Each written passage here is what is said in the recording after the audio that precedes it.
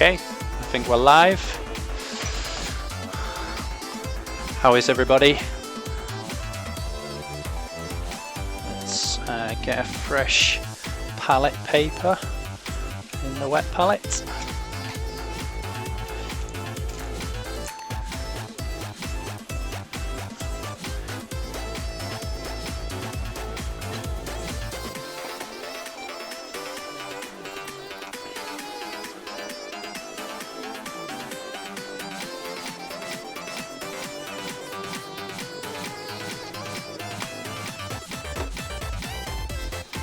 Right, where did we get up to with these guys?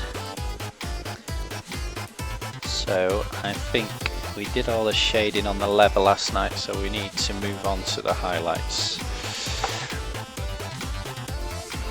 So we were using Deep Leather Brown by Foundry. So we will use the highlight from them. I can hear my own voice, so bear with me. Got an echo.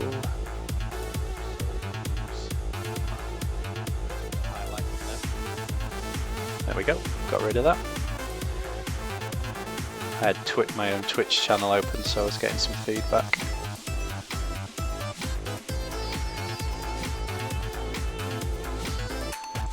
Right, choose a brush, size 2 to paint with, and we'll have size 1 behind my ear.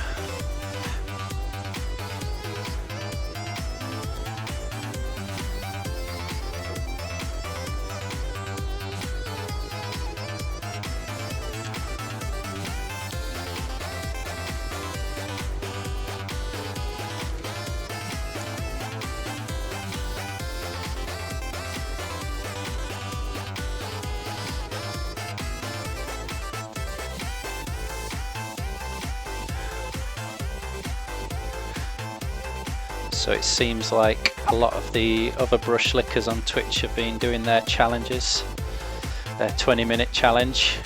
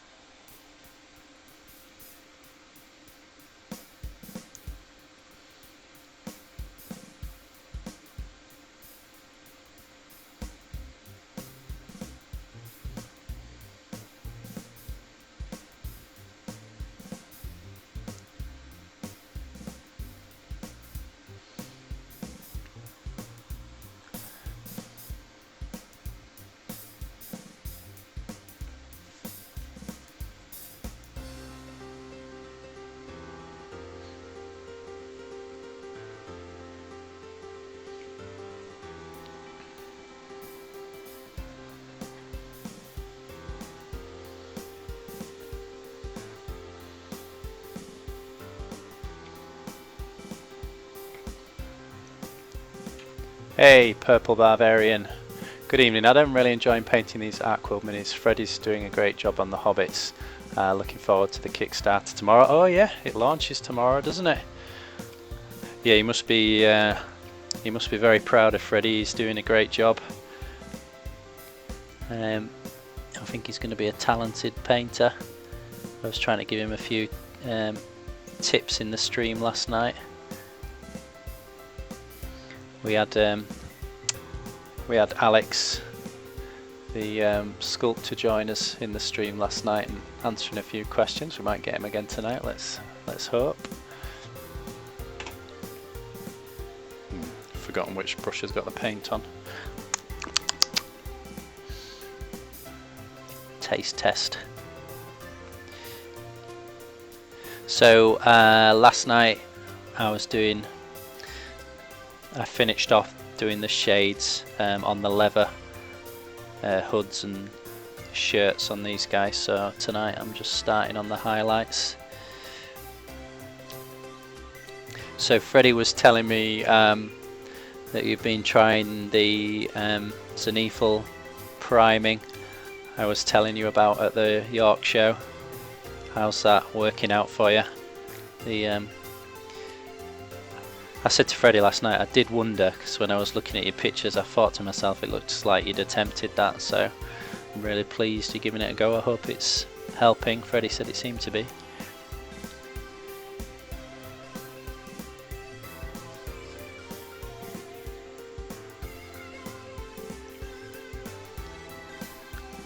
Did you watch the 20-minute challenge I did last night on the Arcworld Arachnid? Sound keeps going out. Testing, testing. 1, 2, 3. I don't think there's a problem at my end. Let me bring up my Twitch channel for myself and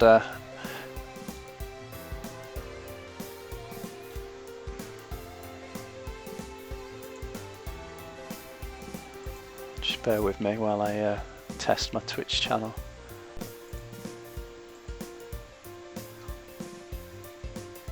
If anyone else is in the chat room, just say so if you can hear me okay.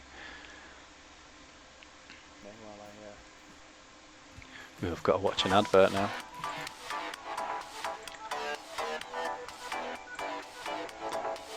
Lee Batrick, how you doing, man? You can hear me fine. Okay, it might be at your end, Purple.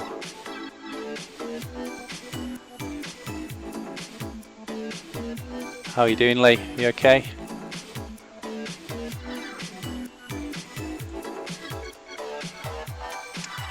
Just bear with me while this advert finishes. I'm just going to turn the sound back on.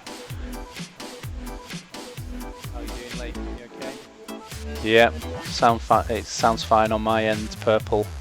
I suspect it's something wrong with yours, I'm afraid.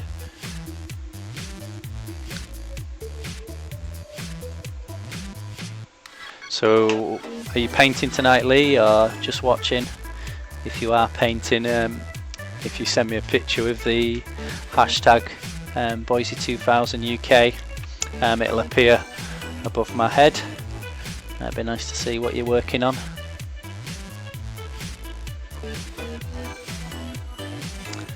These are some halflings for the game Arcworld that I've been playing quite a lot recently. I got tempted away from Malifaux for a bit, although I do still play it at the club, but been really enjoying Arcworld. Just something a bit different.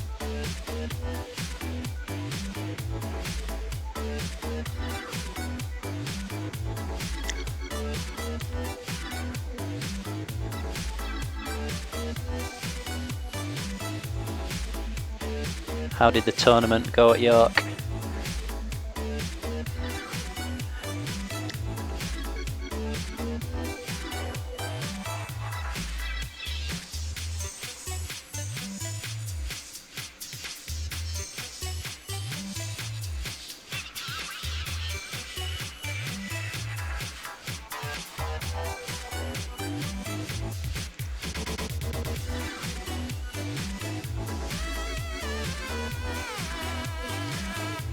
Really liking this little character. I think he's my favourite one of the new halflings. I was gutted the other day, I thought I'd lost him. I was painting all the others and then I realised he was missing. In fact, I've just realised I need to do the flesh. He was hiding in my dice bag and all the others have had their skin and eyes done, so I think maybe I'll do that after I finish this lever and get him caught up with the rest of the halflings. No volume for you, Purple. Oh no.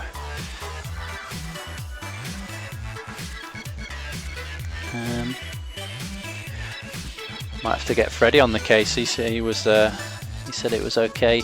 I don't think he had any problems last night.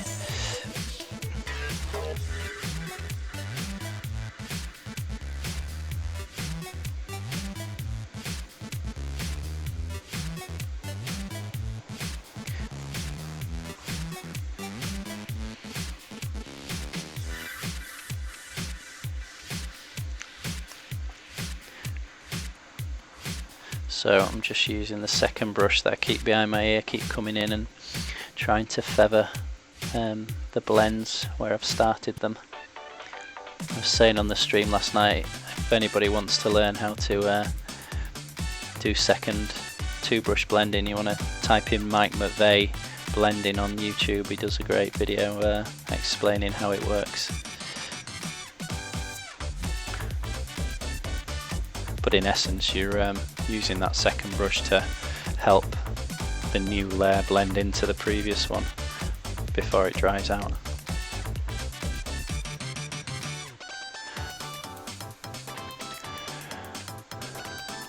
Ah, cheers Munbell. Thanks Munbell. How are you doing? Are you painting tonight? If so, it'd be nice if you can Instagram or tweet me what you're working on. Use the hashtag Boyzie2000UK and it'll appear above my head there where my silly face is at the moment. Oops, it's a bit close to the camera, sorry. Oh, before I forget, I'm not seeing, let me bring the giveaway up. So this month, just to say thank you to everyone welcoming me on Twitch and helping me sort my Twitch channel out. So everyone's been really good to me. I'm giving away this model this month. It's a limited edition boiler for the game Guild Ball. So anyone who's following me, any of my followers, I'm going to draw one at random at the end of the month and get this in the post to them. Just say thanks. I'm good, thank you Mumble. Just chilling out doing some painting.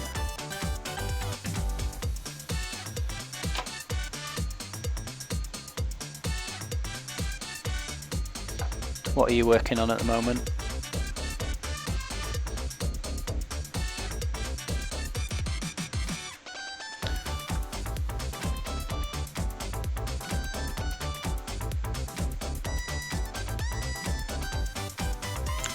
So just using very watered down paints, building up those thin layers, moving ever so close, because I'm working on the highlights now, so just moving ever so slightly every time closer to the highlights to get that blend, using that second brush to help transition each layer into the previous one.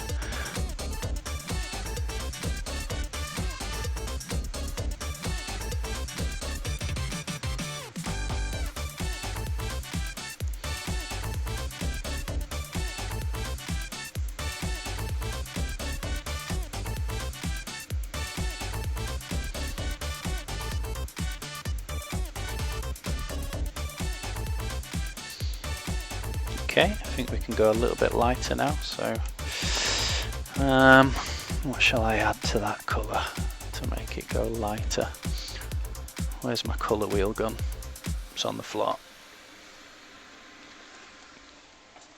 So, if you don't own one already, I highly recommend getting a colour wheel, although there are online versions. Someone sent me a link to one last night. It was very kind of them.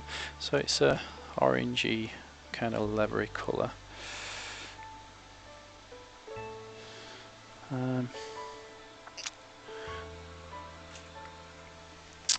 Now opposite is purple, and I don't think that's gonna. I've used purple in the shadows. I think purple in the highlights not going to really help here, so I don't think there's much we can do.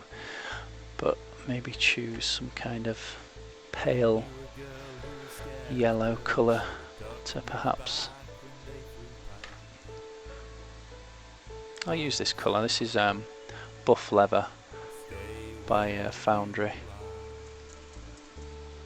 See if that, see what that does, lightening it, lightening this colour up for the next highlight.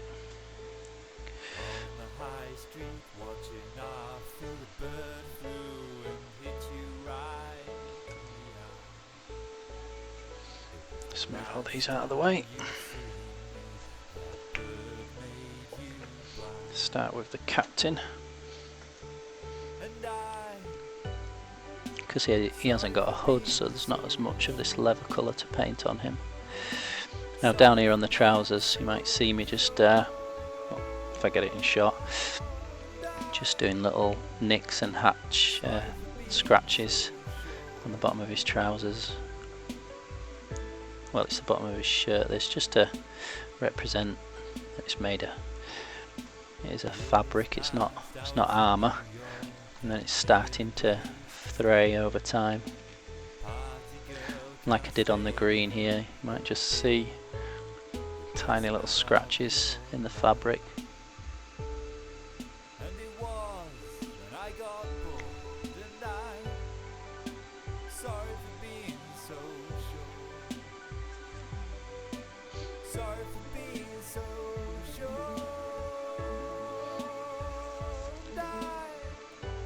So did you guys catch the 20-minute challenge I was involved in yesterday? Part of the Brush Lickers are here on Twitch. We were all challenged to paint a model yesterday in 20 minutes. So if you visit the highlights in the archive of my Twitch channel, you'll see it there. But this is what I painted yesterday. It's an arachnid for the game Arkwell, and it's quite an hilarious using my airbrush. I made the fatal error of not cleaning it properly before I started, so it started to block halfway through, which caused me all sorts of problems. Oh, I think Lee, you saw it, didn't you? Saw your tweet today. Made me chuckle. What brushes do I use? Oh, the labels are coming off this one. Let me that's okay, this one's got the label on it. I use Rosemary & Co.'s Series 33 Kolinsky. This is a size 30, this one, so I tend to use this for just doing eyeballs or very tiny detail. And then for painting, this is, you might not be able to see it, oh you can, size 2. And then I tend to keep a size 1 behind my ear to help do the transitions. I've tried Winsor & Newton's Series 7s. Got a hair in my paint, bear with me. Winsor & Newton Series 7s, and the other ones that people always recommend are the Raphael's 8404s, and they're pretty much all the same really. The only thing is Rosemary & Co.'s much cheaper.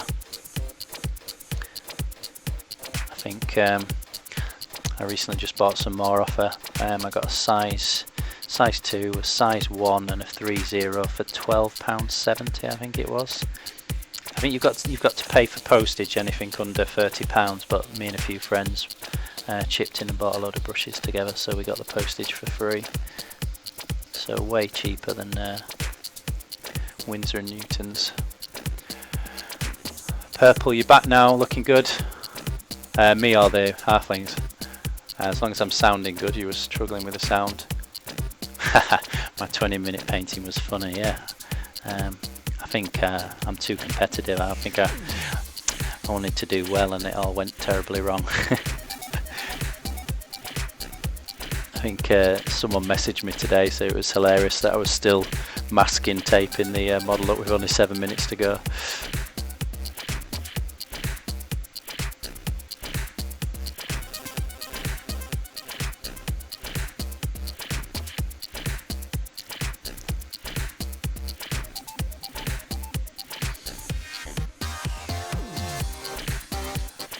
Ah, Mr. B, just varnishing my Guild Ball captain and working on a new team. Thanks, Lee. Looking good. Who is that? Can't remember. There's that many Guild Ball models, I can't keep track of what they're all called.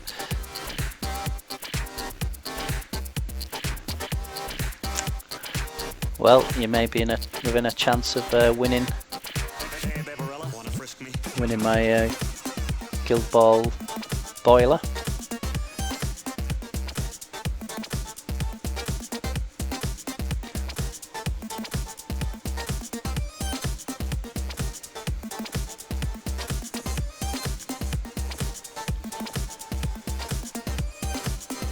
Ah, brilliant. They're really good. They're really good.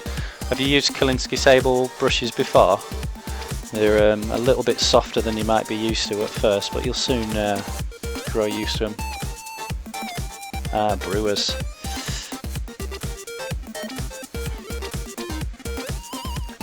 I I ended up selling my guild ball. I just didn't have anyone local to play against really, which was a shame because they're probably some of the best miniatures I've ever had really. I did a big commission of the fisherman for someone last year.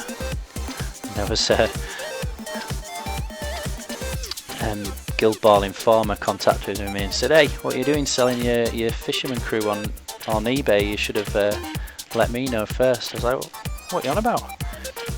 He said, "Yeah, you're selling your fisherman crew." I said, "I ain't got a fisherman crew." And then he sent me a link, and it was the one that I painted previously for someone else last year, and they were obviously selling it, and I didn't realise. It's quite weird.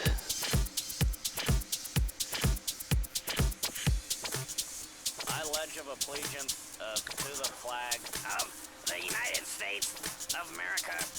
Yeah, it's looking nice, that Lee. In my hands with puberty and nacho for all. Public.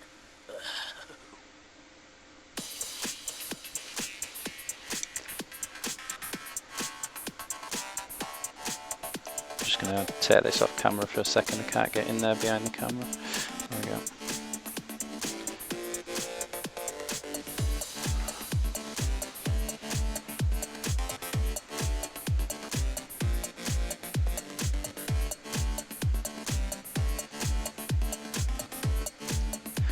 Quite fun to paint the hood on this. It's coming to a really nice point, so we're going to be able to get a really nice bright highlight on the top of his hood there. Be good.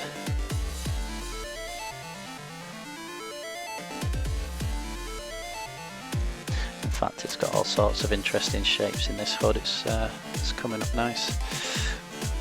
Sorry, banging the camera.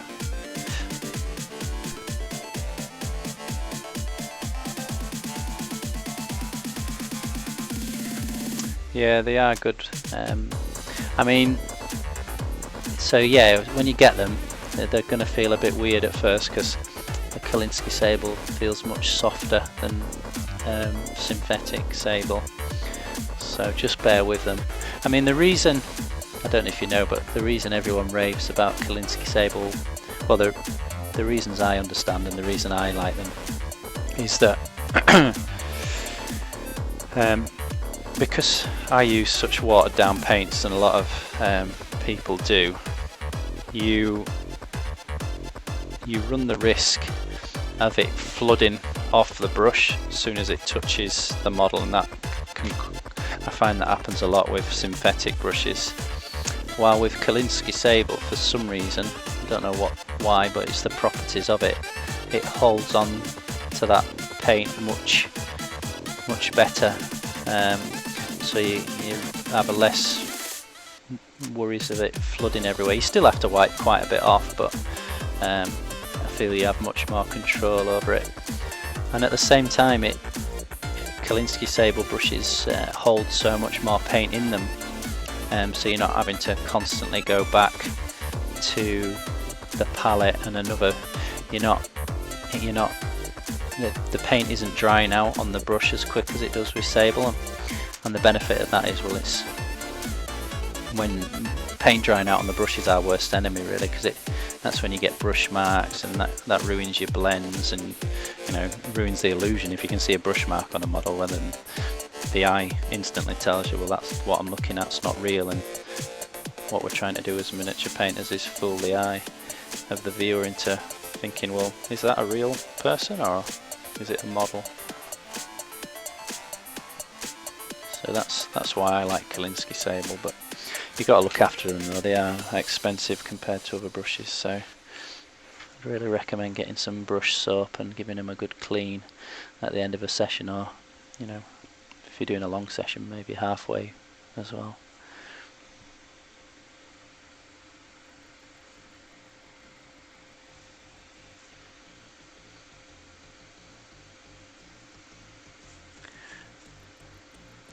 I need to get a blooming commission from Rosemary & Co. I recommend them to that many people. They actually used to make them where I live.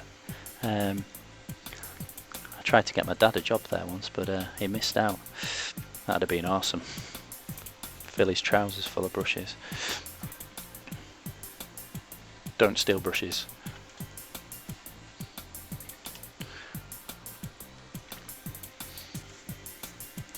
Okay, let's go, quite like that colour, let's go a bit brighter. Let's get the captain back in shot.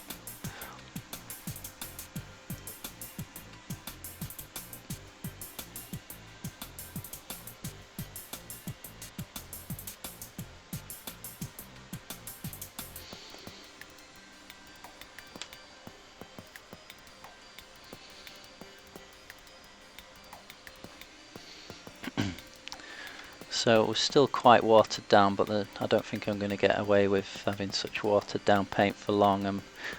As I'm getting closer and closer to these sharp edges, so I'm moving towards the light all the time in between shades, in between highlights, and I'm running out of space now. And what happens is, on these sharp edges, I don't know if you can see, the paint, wet paint just won't stick to it, so I'm getting away with it for now, but I think the next highlight colour I choose will thicken up just to enable us to make sure it sticks to the edges. So it makes blending harder in a way, because it's thicker, but it's better than it running everywhere.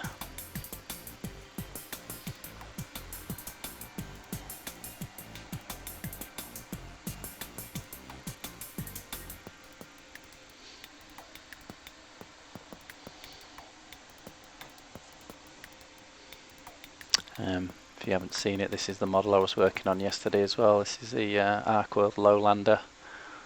Quite pleased with this guy.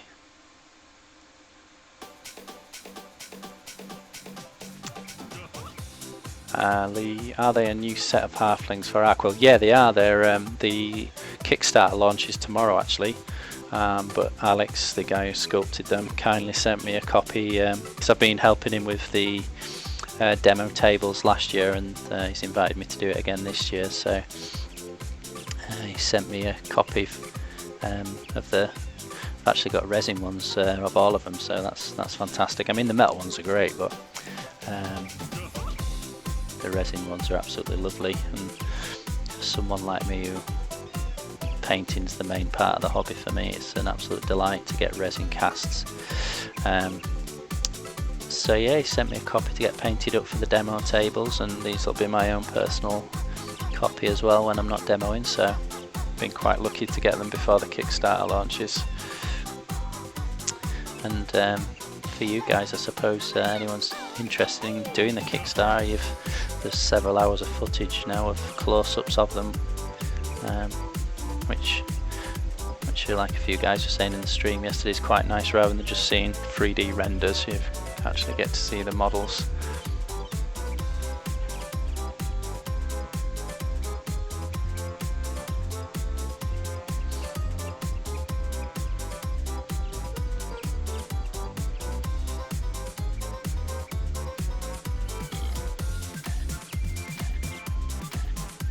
The area on these halflings are a bit small to. What was I was about to say, you can, with leather you can dab at it, and this leather is quite often all sorts of different colours. It's not all uniform, it's not always smooth, especially on warriors who have been seen battle. There's blood splattered on it, there's rain been pouring on it, oil, so you can actually have quite some good fun when you're painting leather sometimes, just to, rather than do super smooth blends, you can sorry, my fingers are in the way, you can mess around with all sorts of different textures, dabbing at it, like using darker colours in the highlights to represent stains. So I might come back and do that later after I've got all the blending done. But in the highlights you can just, rather than doing smooth, you can just dab away like I'm doing now. Keep chipping away at the edges like they're damaged.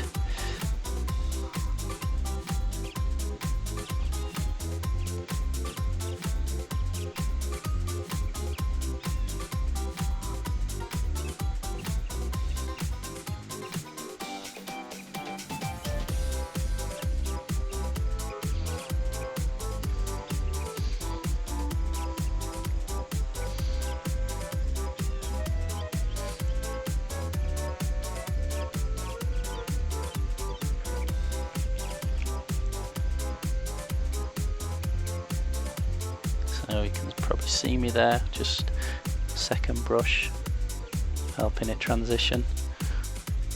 Yeah, definitely go type in Mike McVeigh blending on YouTube, you'll get a good video on second brush blending.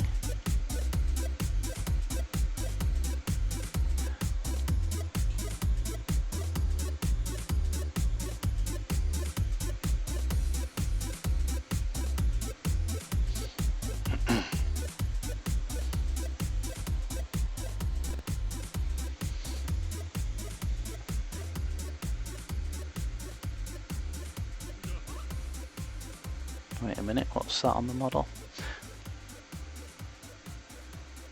Don't know what that was. Don't know if you could see that on camera, there was a little fleck of something. Managed to get rid of it.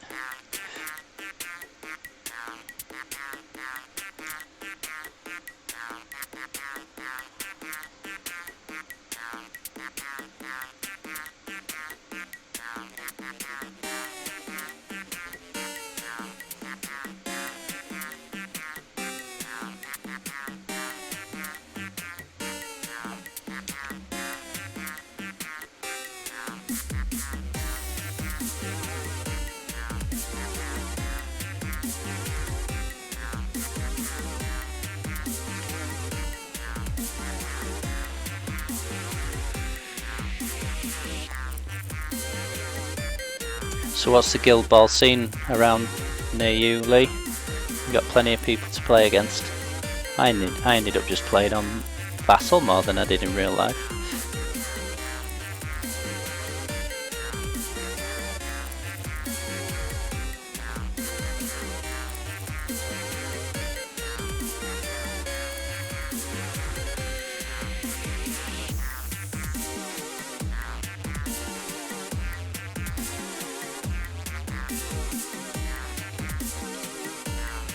Oh, that's a shame. Well, I suppose sometimes as war gamers it's our jobs to try and encourage people, isn't it? I came back from Vapanak last year having bought some Ark World stuff and ended up being able to convince quite a few people in the club to get into it, so you know, if you've got the time to do that, that's the only way sometimes, isn't it? If there's a game you're interested in. I went to the convention in Belgium this year at Crisis. I was demoing Ark World and across from me was Black Spider miniatures, and their miniatures were really nice, and they were talking to me all day with these miniatures, just come and buy me, Adam, come and buy me, come and buy me, and I was resisting all day, and then before I knew it I was across at their stall with cash in hand, but I had to buy enough for two people because I knew that I'd have to, if I was going to play it, I'd have to get other people into it.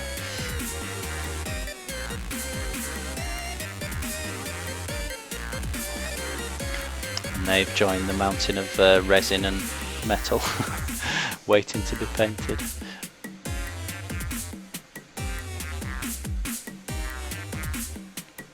Evening Fred, how you doing fella? What are you painting tonight? If you can, send me a tweet with hashtag Boyzie2000UK. Is that your Ark World troll that I can see in the background there? Wait for that to flash up. Lee, there are a lot of players, but I live 25 miles away. I want to try Ark World at some point. Well, probably this new Kickstarter is probably the best time to get into it, really. I think it's like a starter box set really for 4 players. There's going to be 4 factions in there. Excuse me, Ark Worlds, the halflings, the humans who can work together. So, if you buy it, you could combine them into one big force. There's the orcs, and then there's the big troll. I'll get the troll. And there are rules within it for the troll to either you can play as him or join him with the orcs, or it's actually got some AI rules so he can control himself as well. So that all comes in the box set with some new scenarios, get started rules and dice, etc. So it's probably the best time to get into it if you're going to give it a go. Or I'm going to be at Salute this year, doing the demos again. So you should, if you're going to Salute, pop over and say hi. I think they're attending a convention in the Lake District soon. I'm not sure if I haven't spoken to Alex about that yet.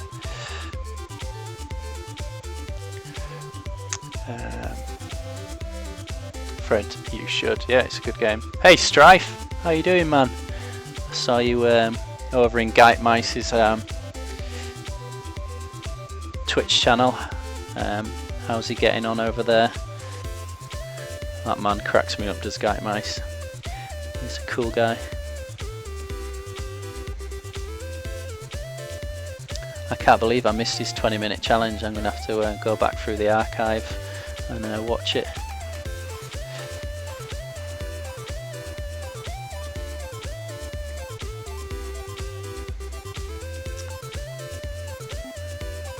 Keep looking up. My computer screen's above me. Just want to try and catch people's submissions. I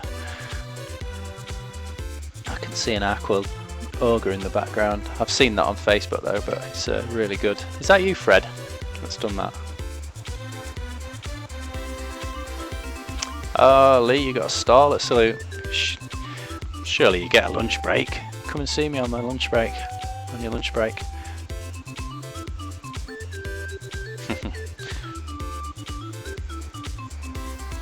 So Strife, what happened with the toaster timer or something? Sounds like it scared him half to death. I missed that bit.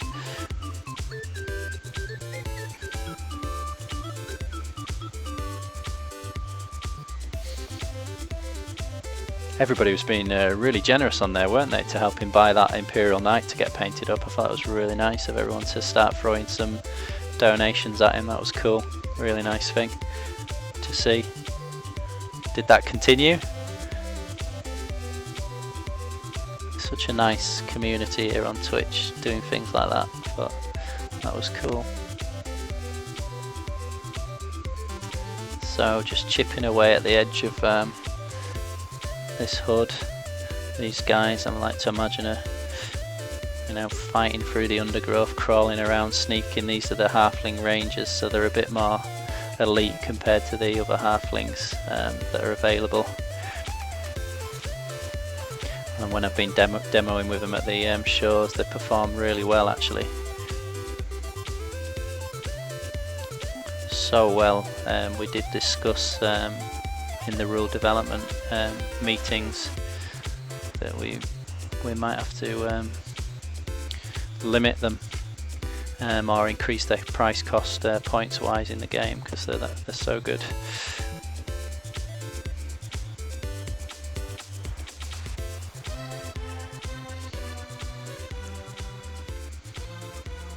I'm not sure what the outcome of that was, I can't remember.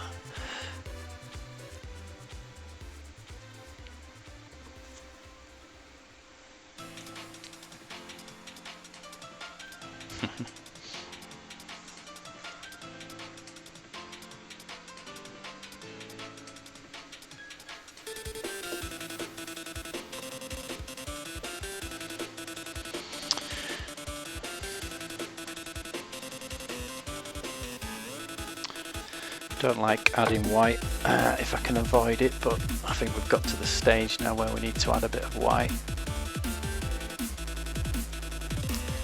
Fred, I haven't been painting today. I was drawing the town guard from the book. My dad just sent it to you on Twitter. Let's have a look.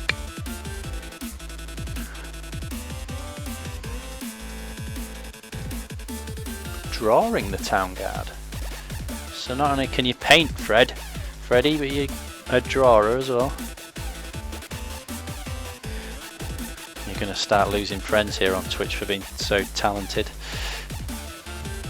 Only joking.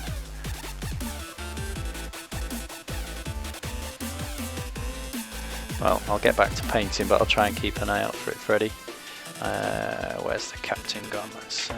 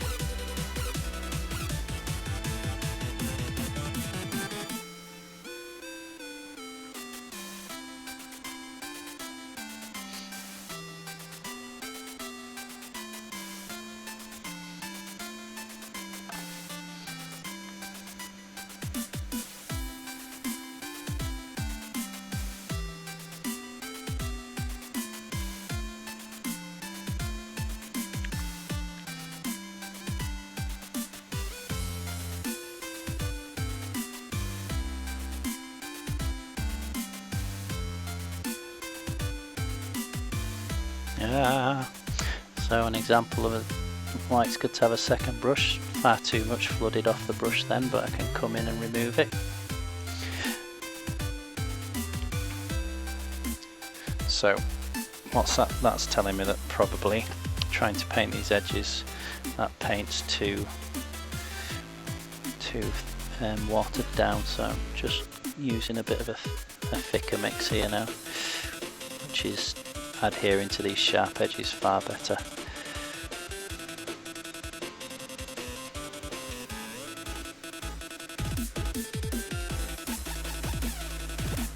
I have to turn this guy upside down to get at this sleeve.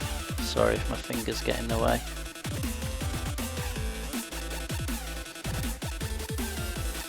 Actually, same for under his hood. Just want to highlight this edge.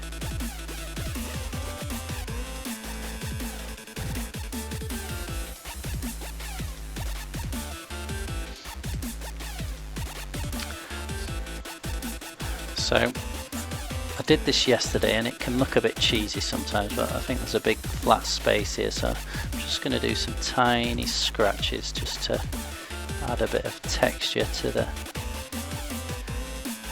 paint job, like it's been scratched. It doesn't always look that great, sometimes a bit cartoony, but I think we can get it away, especially with Arcworld. It's got a nice character to it, and although I am going for a lot of realism here, we can have a bit of fun with the paint job as well. A big flat spot there, I might do the same again, put some scratches. So you don't want really watered down paint for this, it's probably too dry, it's not really showing up. I'm getting a little bit, there we go, that'll do.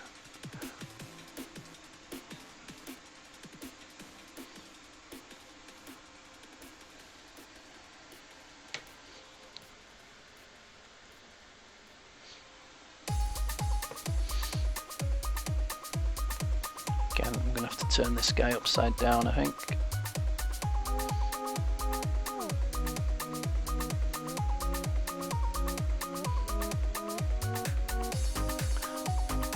Apologies if all you can see are my fingers, but it's the only way I can get in on to that angle.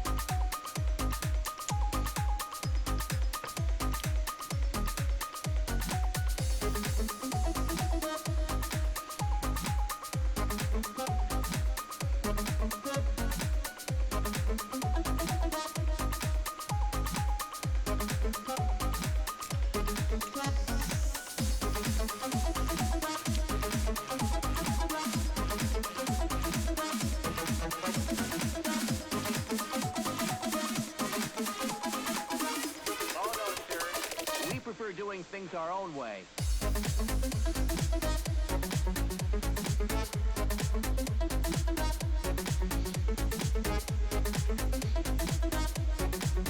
So you can't really, you guys can't see it, but I'm using a wet palette. I don't know if people use a wet palette, but I really recommend them. It's really good for situations like this because I've had to thicken the paint up to make it stick to the edges, like I said, but the problem with having thicker paint, it dries out quicker, and I can already, even on the wet palette, it's starting to get to a consistency where I might have to water it down a little bit. But if I was just using a normal slate or a normal plastic palette, it would have dried out a long time ago. And like I said, paint drying out on your brush is our worst enemy really. When it comes to painting, that's when you start getting brush marks, and just takes away from that illusion. Because unfortunately we can't help it as humans. I don't know if it's a survival thing from times gone by when animals were chasing us. Our human mind's really good at spotting something that's not quite right, and unfortunately brush marks stick out like a sore thumb, especially on humanoids anyway.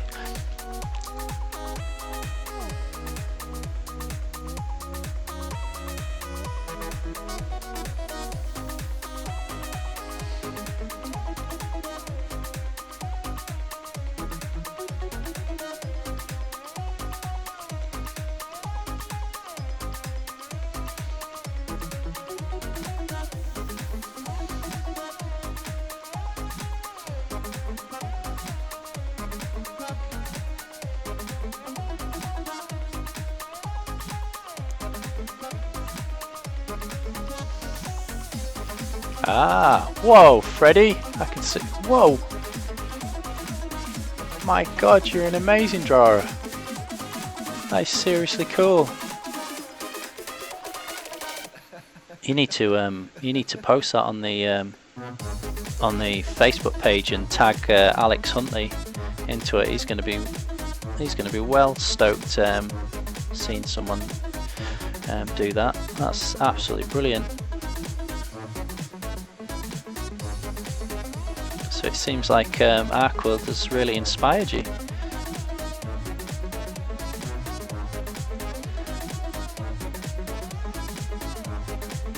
Are you gonna do a painted version? Because I know you're learning watercolors at the moment.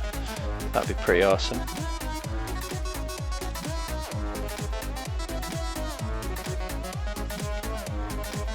My dad's internet is not working and won't send a picture on his iPad. Well, I've just seen it on the Twitter. It's absolutely brilliant.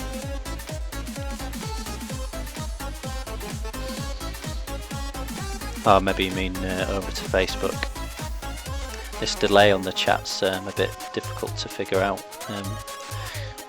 what people's questions and chat is actually responding to sometimes.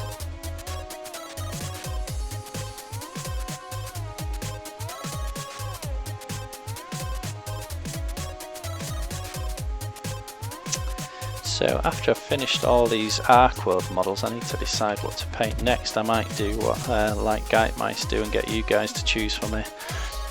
Put up a poll of, because I've got a mountain of models to get through, and I think sometimes it might be nice to paint something different, and if you guys choose for me, it might make me do something that I wouldn't have necessarily done, or something that I've been avoiding. So I might have to be quite can you be assertive with yourself? What's the have to force myself to put some models on the poll that I'm been avoiding, perhaps in the hope that you guys will choose one.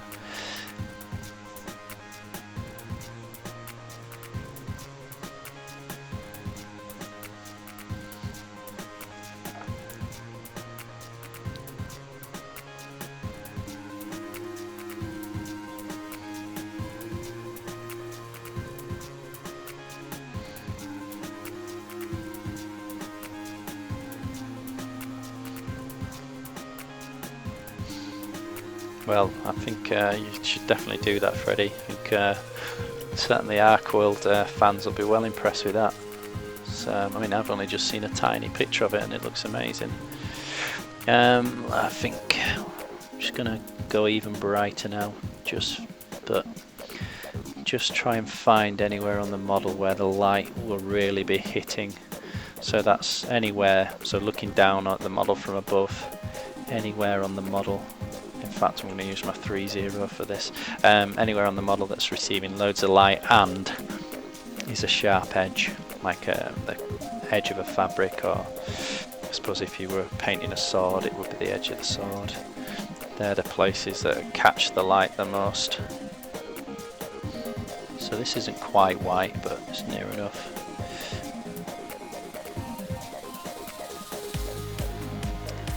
So I rarely use the 3.0, but for situations like this it can be quite handy.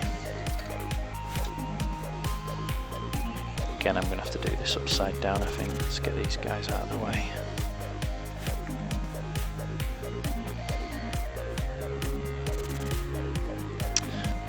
So there actually isn't going to be much light getting to the bottom of these tunics here, but I've committed now, so you know, you can use a bit of artistic discretion. Zenithal lighting would probably say, well, actually there's not much light getting to that part of his clothing, but you don't always have to obey it if it looks cool.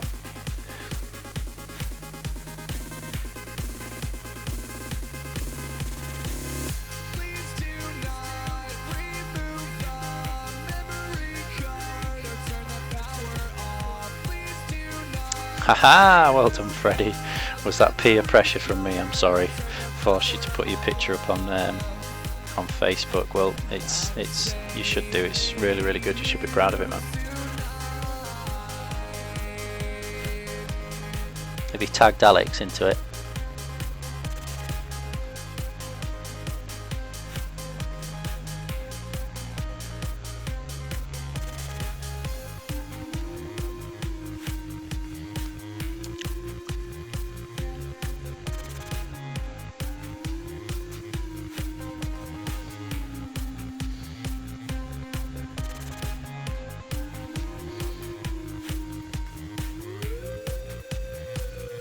I'm just going to have to turn this guy upside down. Try not to get my fingers in the way for you.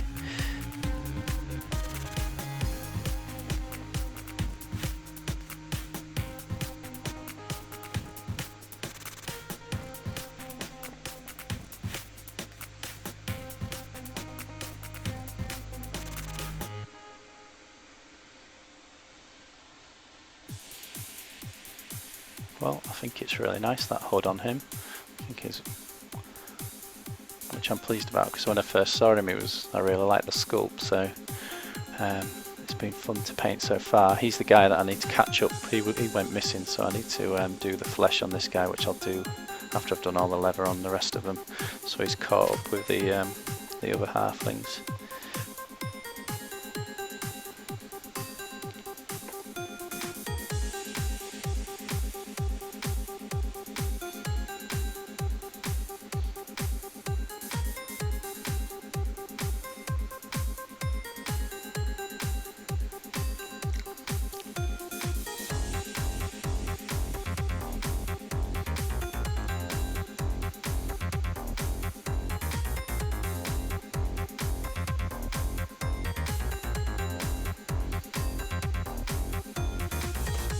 Oops.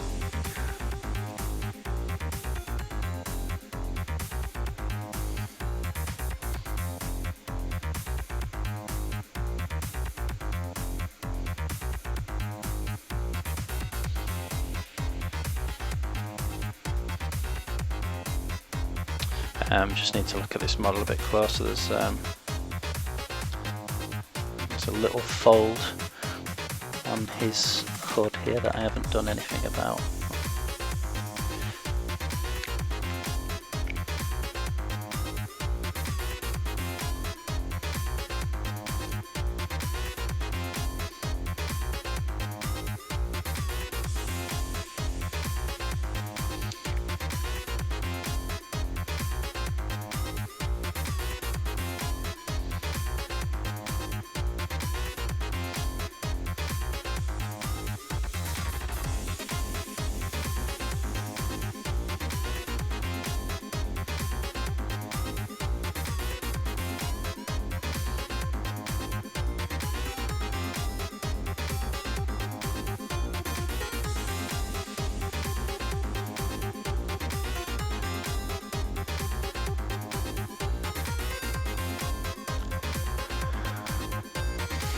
Els Pikio tweeted me a troll, an ogre. Looks awesome. I saw that on Facebook earlier today. It's really good.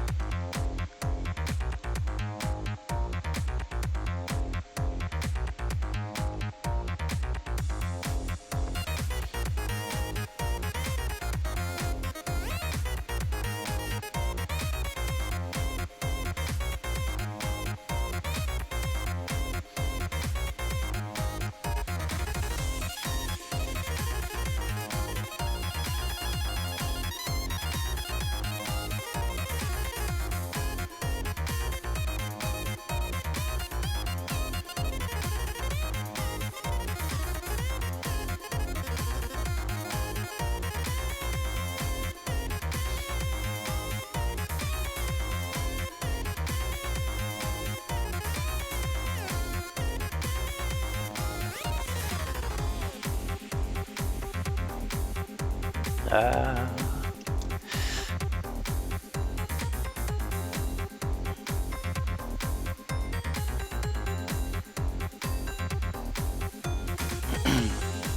was a mistake.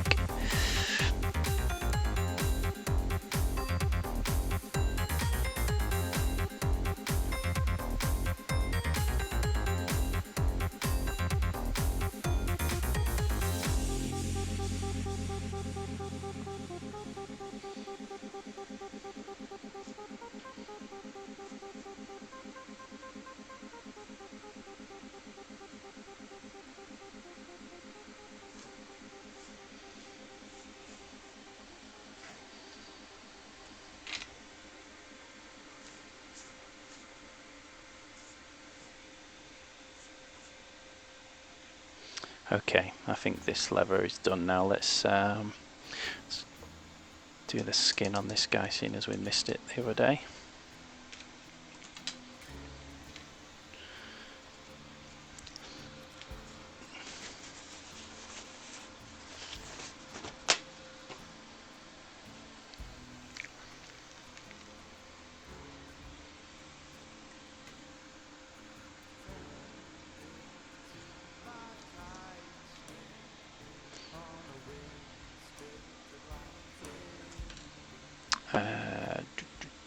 Let's get my number 2 back.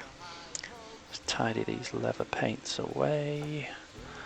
I'm terrible for tidying up when I'm painting.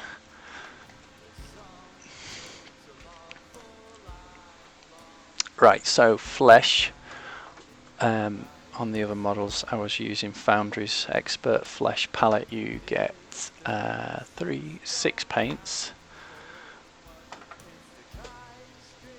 all the way from the darkest shade through mid-tones right through to the highest highlights. Really good palette. It's the formula that I use for doing my flesh.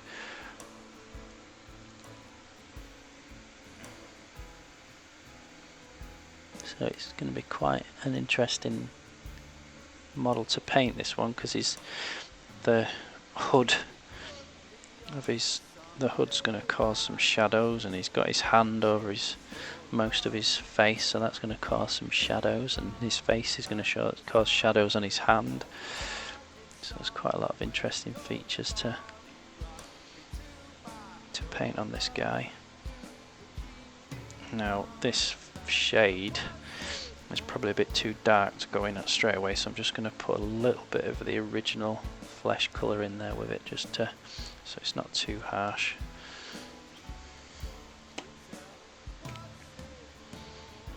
Just like I said, if you jump too far in colour, it's hard to make it blend. You can do it, but I don't think the effects are quite as smooth.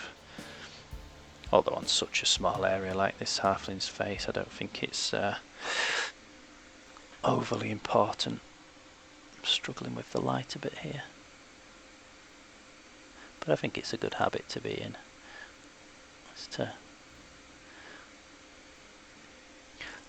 If you've got the time, mix up these these different colours to get a smoother blend, but if you're in a rush, it's certainly a corner that you can cut and still get quite good results.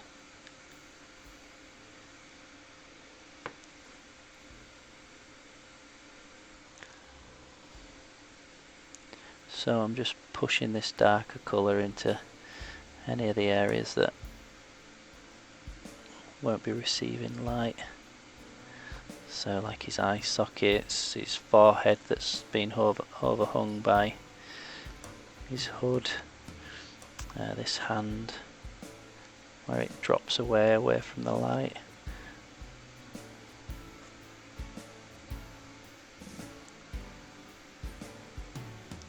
Looks like I missed his feet the other day as well.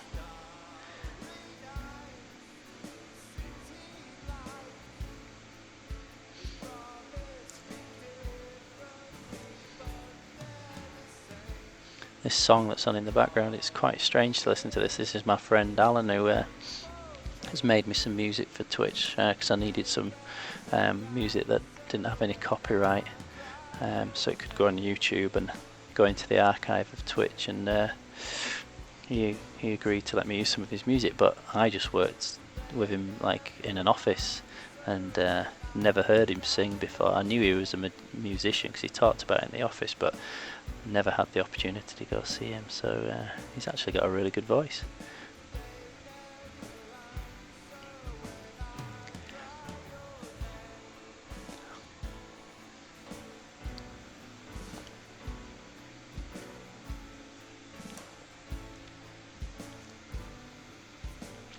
So I've been, part of me's been wanting to go look at the new Genestealer cult images that are out. I've always wanted a Genestealer cult since a kid, but I was saying yesterday, I promised myself this year I wouldn't buy I would try and avoid buying any more miniatures because I've got that many to paint and get through, but it would be the year that they bring out the Genestealer cults back.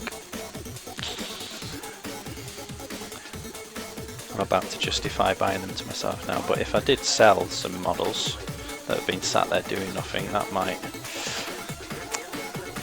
justify it. Hey, how would I say that? Naxia, Naxia, thanks for following.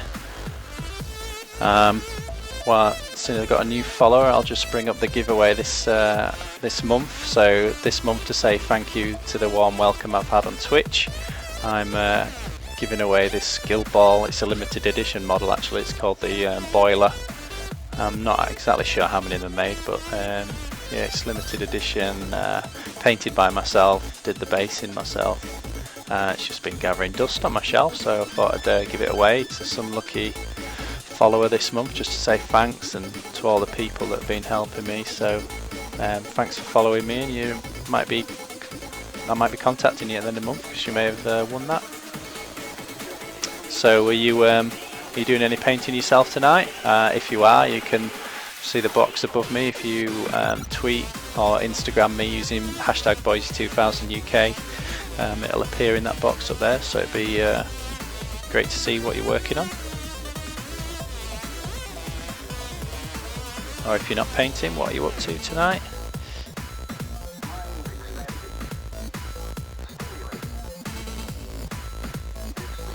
So just mixed up a darker shade for the flesh on this guy. So like I said, I missed this guy somehow the other day, and he isn't up to, he hasn't had his flesh done like the rest of the halflings that I'm painting, so I'm just going to paint his flesh to try and get him caught up with the rest of the squad.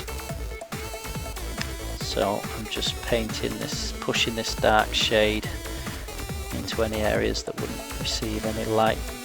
So I use a zenithal, lighting, so that's light from above. So I'm constantly thinking about the light coming down from above. Where would it hit? Where wouldn't it hit?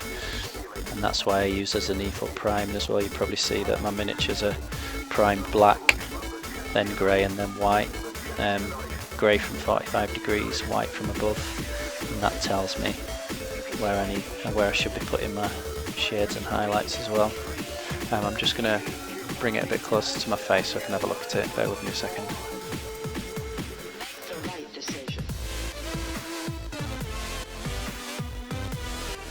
Okay. Just going to take that colour a little bit darker. If I remember rightly, I think I used a bit of purple. Have a look at my colour wheel. Yeah, purple is opposite the fleshy colour, so let's put a bit of purple into these shades. Where's my purple gone? Oh, there it is.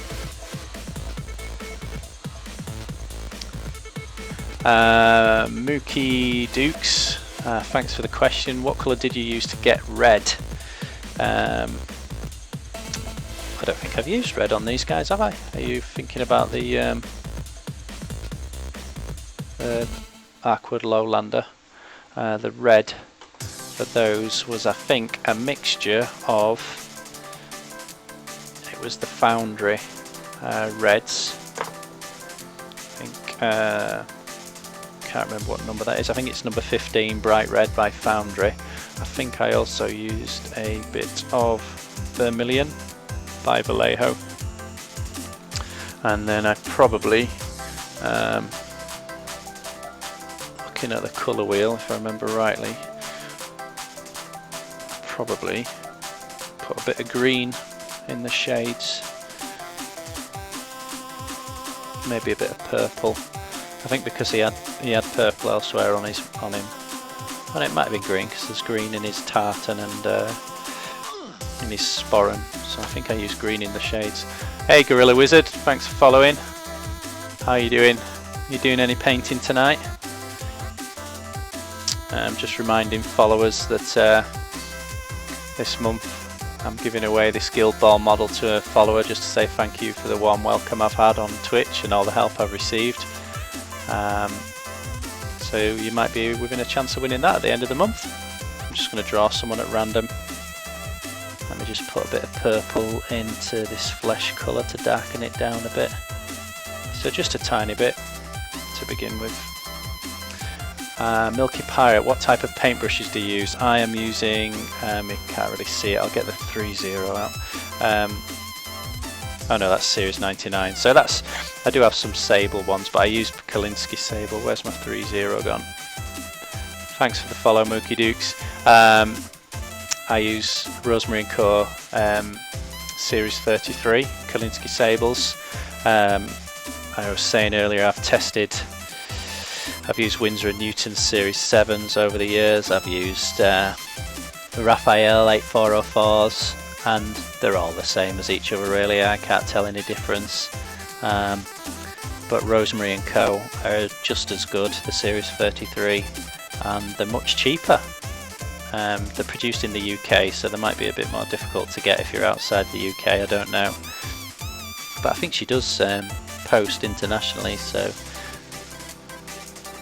But yeah, they're excellent, and if you don't use Kolinsky Sable, I would really recommend it. It's a bit more expensive, well, quite a lot more expensive actually, compared to synthetic brushes, but it just makes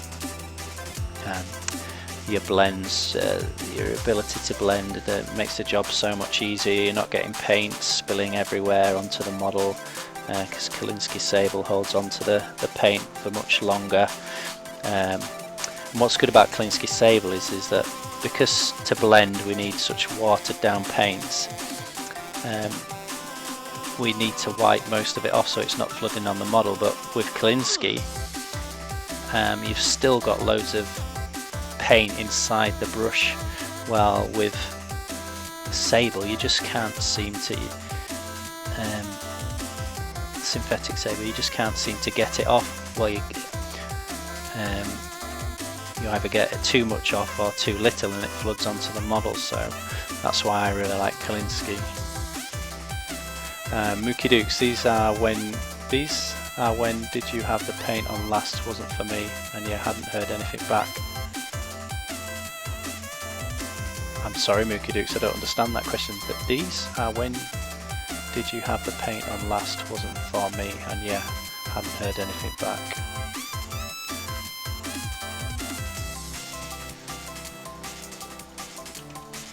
I think maybe you're talking, so maybe you asked that question earlier and I maybe missed it when I was using a red when I was painting the other guy. Perhaps that's what you're saying. I'm just going to add a little bit more purple to go darker now. Don't want to go too purple, we don't want him to look like he's wearing makeup, so there is a fine balance. Hey Doc Croc, how you doing? Are you painting tonight? What are you up to? Or are you going to be streaming at any point? Have you done the 20-minute challenge yet? Have you seen my hilarious panicking video? It's over in the archives now. If you guys don't know already, Dr. Croc does a really cool stream, so go check him out.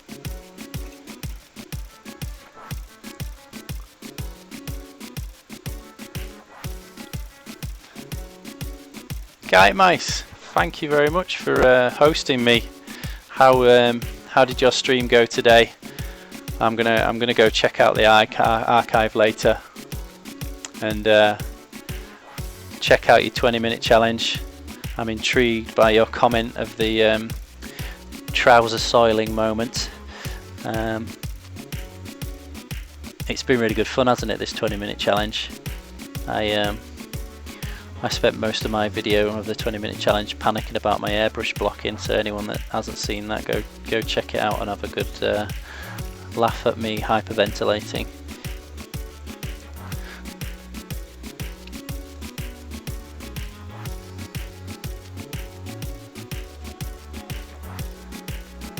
One goodies equals 2 meals. OMG Hannah's, thanks for joining us.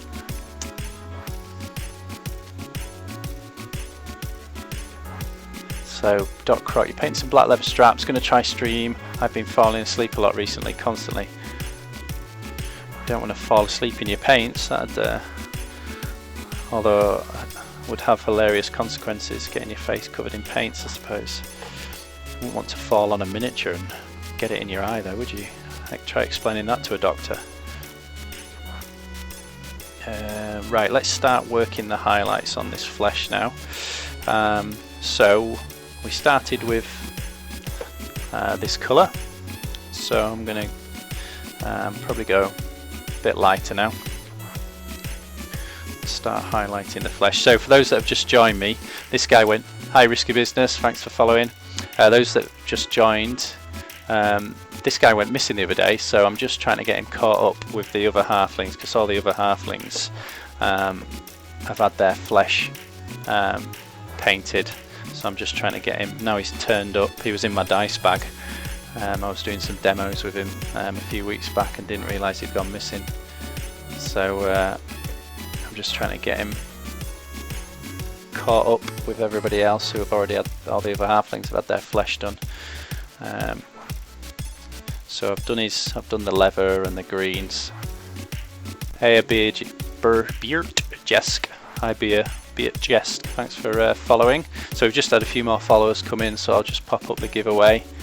Got loads more people following me now, so just to let you know, I'm giving this model away at the end of this month. This is a limited edition boiler for the game Guild Ball, and it's just my way of saying thank you for everyone helping me get started on Twitch. I've only been going about maybe 2 weeks now, or just under. Had loads of people support me and help me out and get me up and running and pointing out some problems and technical issues. So yeah, just wanted to say thank you. So I'm going to pick a follower at random at the end of the month, and you'll be getting that in the post. Yeah, I will call you Beer at Izzy's. Yeah. Well, here's to you, Beer. Right, let's get some more painting done. So yeah, just getting this halfling up to speed. So I'm just going to get a brighter flesh colour into the palette and get painting the highlights on him now. So we're going to get progressively lighter and lighter and move closer and closer to the highlight areas.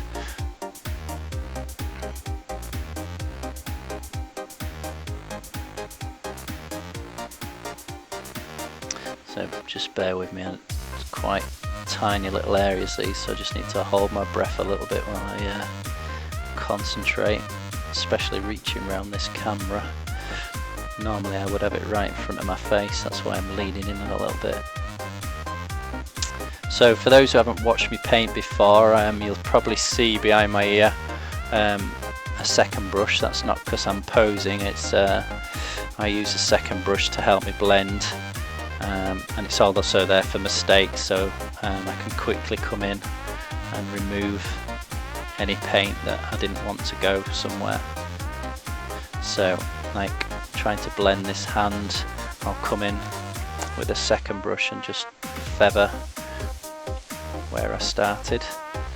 And one of the best videos I've seen of two brush blending, if you go to YouTube and type in Mike McVeigh blending, he does 2 videos on 2 brush blending, and it's absolutely brilliant. I mean, I use a hybrid really of what's called, you've probably heard of layering, or I think the French call it juicing. I do that, and then a bit of what's called push and pull, so you're pulling the pigment or pushing it. So if you're doing the shades, you're pushing it, pulling it into the shades, or if you're doing the highlights, you're pushing, pulling it into the highlights, and then combine that with 2 brush technique as well. And that's how I blend really. Let's have a look. Risky business. I know it. Whoops, wrong stream. Back a pit. Hey, thanks for joining me. Stop drinking me.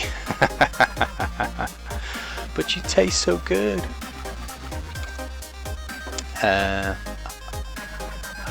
OMG, Hannah's hi, new painter I'll never get to see. New painter I'll never get to see. Thanks. Like in the US. Living in the US. Mike McVeigh is a masterclass painter. He is. I remember when I, first reading White Dwarf, and he was one of the heavy metal painters there, and just really used to envy him as a painter. He just seems so young, and the quality of stuff he was painting. And I think he started working for Privateer Press for a while, didn't he? Him and his wife, and they were knocking out some amazing paint jobs there. And then I don't know if you're aware, but he's got his own company now, Studio McVeigh. They produce some amazing miniatures, so you should go check them guys out. But yeah, at the very least, check out his video on 2 brush blending. It's really good. So might be an opportunity to show the second brush here. I've got some paint in between his fingers that I didn't mean to, so not only is it good at helping you blend, but you can get rid of mistakes. Sorry, I keep knocking the camera as I'm reaching around it. Or is it the beer? I don't know.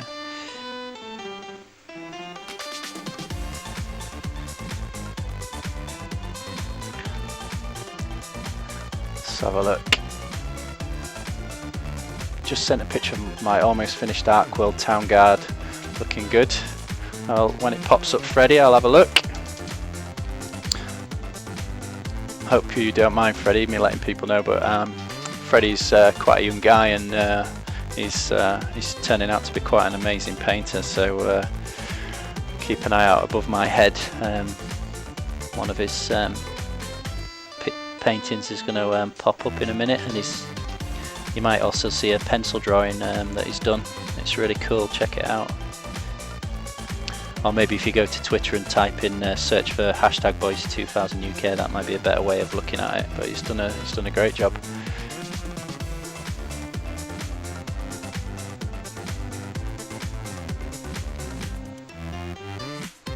Thanks, Risky Business. Yeah, I think I'm getting there though. I'm still struggling with lighting a little bit, and I know I get away in the way of the camera now and again, but slowly getting better, and I think each day I'm learning something new. All with the kind help of everybody who joins me when I'm painting and helps out.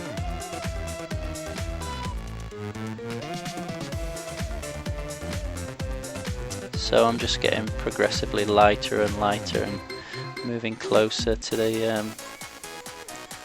to any areas that are receiving more light than others. So when you're blending like this, you've got to kind of make a decision really. You can keep adding layers of the same colour to try and build up the brightness. So I suppose the more layers you add, the more saturated that colour will become, but eventually you get to a stage where no matter how many more layers I add, it just won't go any brighter. So that's when you need to think, well, do I need to add a brighter colour or a lighter colour? OMG, you get the join, the list with Guy Mice and people I never catch on stream. Nice Mario remix, yeah, thanks. I found this online. I was really struggling to find some non-copyright music that YouTube would accept and that Twitch wouldn't mute. Did some searching and found an interesting thread on Reddit, I think it was, and this guy Benjamin Briggs is called, was saying, you know, quite happy for anyone on Twitch to use my music. Here's my website, you can send me some money if you want, or not send me anything. So I, you know, sent him a little donation to say thanks, and quite liked his music. So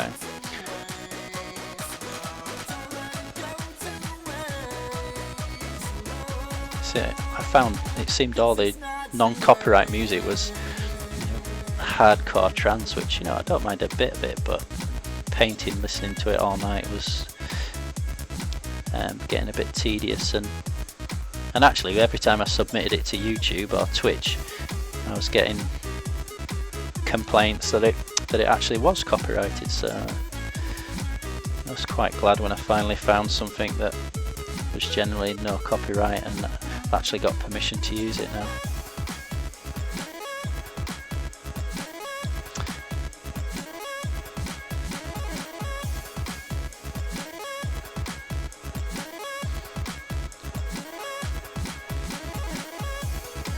Hey Painter, how you doing? What are you up to tonight? It's nice to see you in the chat room, thanks for joining me.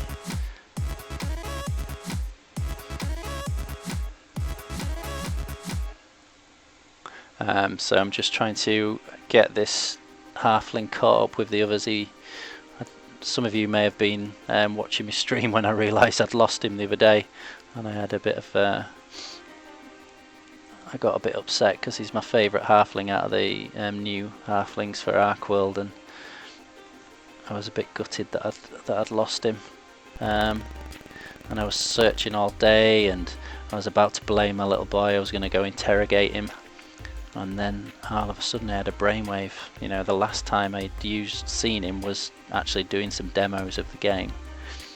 So opened up my dice bag, and somehow he was hiding in there. I think he was waiting to ambush me. The halfling was hiding in my dice bag, not my little boy.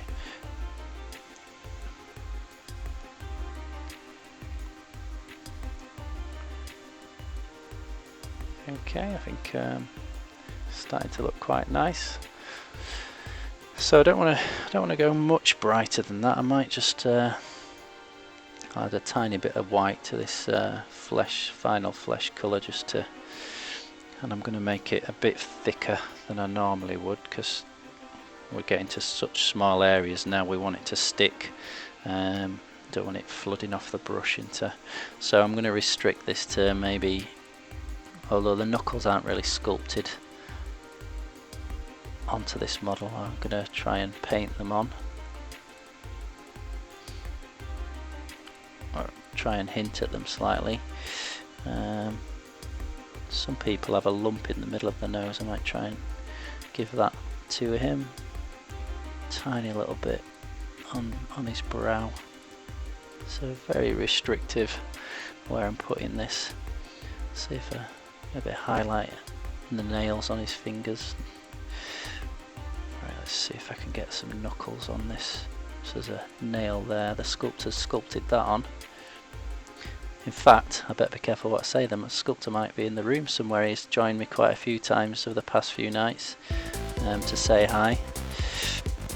Although I haven't got anything bad to say about these models, I love them. So if you're lurking in the background, Warplock M, come and say hi to everyone and maybe answer some questions about sculpting if you're hiding somewhere.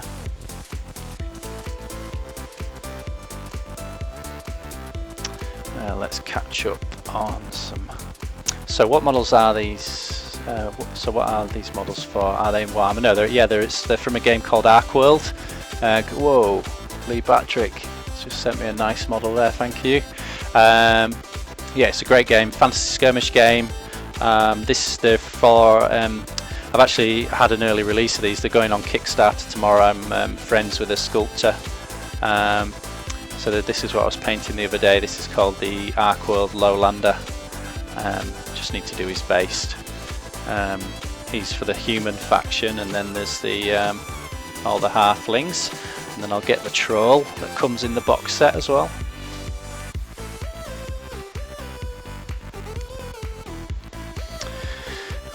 Oh, so sorry. This is Old Grog. He comes in the box set as well, so I just painted him the last week or so. Need to finish his base. So it's called Battle for Troll Bridge. This is the troll that lives under the bridge, and the halflings and the humans have come to sort out some trouble in that area, and they find that the orcs have taken control of this bridge that's in a strategic location. So with the help of the halflings, the Albionicans, the humans, trying to take on the orcs, but old Grog isn't happy about that because he lives under the bridge. So this is the guys who do Arcworld are bringing this out as a kind of starter box set. So the game's been out a while, maybe 2 years now. But just to get new people into the game. So there's 4 factions in the box: the orcs, the halflings, the humans, and the troll. And so potentially four people can chip in and buy the box set together. But the big troll, he has some AI rules, so he can control himself as well. So that's pretty cool. Let's catch up on.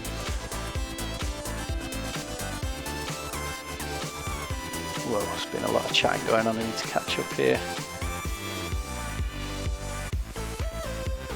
I'm still very new to tabletop figure painting. This is B. I mostly build historic, realistic tanks. Cool. Tweet me some of those.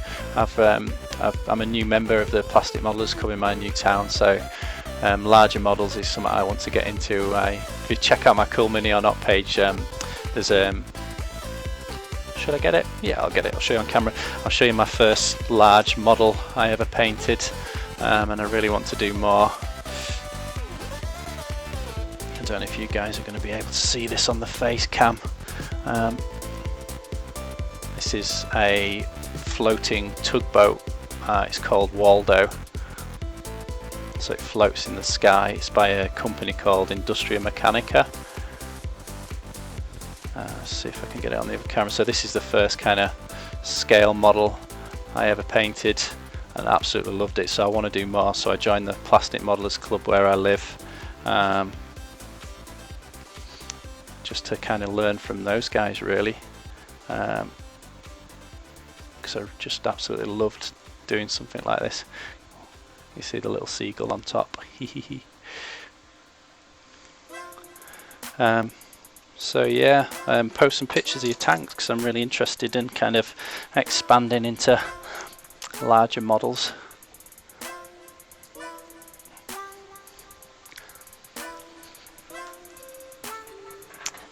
Let's catch up with some of these. I'm getting left behind.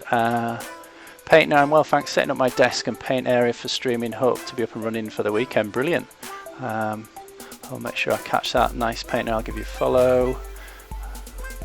Dr. Croc, oh sick, just call me beer. Blah blah blah. I have a lump in the middle of my nose. It's well, I'll call that halfling with a lump on his nose Fred from now on. Ooh, that's a cool model. Thanks, beer. Oh, thanks, beer. That's really kind of you. You have an Instagram, cool. Well, I'll wait for that to pop up on the screen. Thank you very much. Nice rust, yeah. I had a lot of fun painting the rust on that boat. Have you heard of a technique called the? It's called the hairspray and salt technique. So that's what I used to paint the rust on there. That's good fun. So in essence, you paint the rust colour on the model. Then you, and I did that with several different colours using a sponge and my airbrush, just give it a mottled effect. And then you spray hairspray on it, so women's hairspray. And what that does, that seals that colour. And then once that's dry, you put a little bit of water randomly in various places, and then drop some salt crystals onto that water, and the salt sticks to the water. So you want to get some salt with various size grains in it, and then you airbrush over the top of that the colour. So let's say in that case of the boat it was that kind of teal, green, bluey colour over the top, and once that dry, you come in with a brush with some warm water on, and it starts dissolving the salt and knocking it off, and what's left behind showing underneath is the rust. So you get loads of random rust, pock marks, or even anywhere on the model you can rub really hard with a brush, and that kind of gives the effect that the paint's starting to wear away. It's really effective.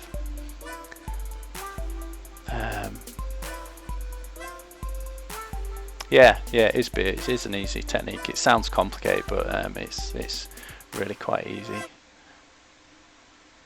So I need to do the eyes on this guy now, and then he's up to speed with the rest of the models. So I'll try and do it.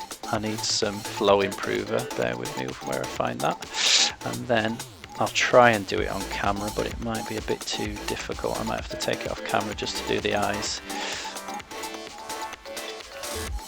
So it might go horribly wrong.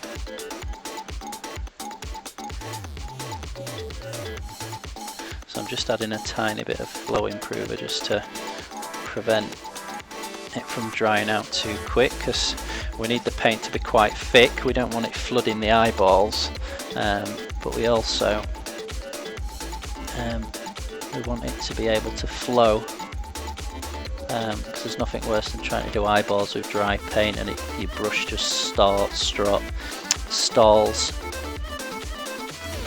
So yeah, add a bit of flow improver. It just means you need to be a little bit more patient waiting to do the iris, because it won't be dry yet. Well, I hope you saw that on camera. I was too busy concentrating on the model, but he looks like a scary zombie halfling now.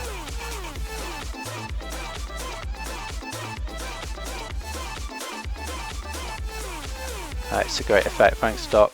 Warplock, that starter set looks cool. So yeah, the Kickstarter launches tomorrow, so watch out for it. Beer followed you on IG. You talking about me? IG? Instagram, cool. I don't actually use Instagram that much for models. I will start actually now, but thanks.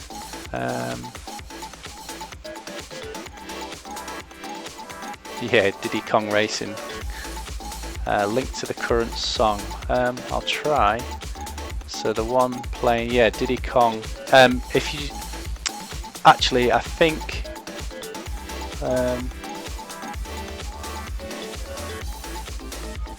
Oh no, that was someone else.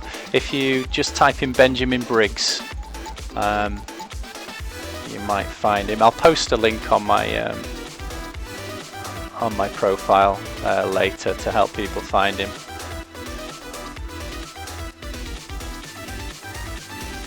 I think I may have already put him on my profile somewhere, but if I haven't, I'll do that because that's part of the license agreement actually.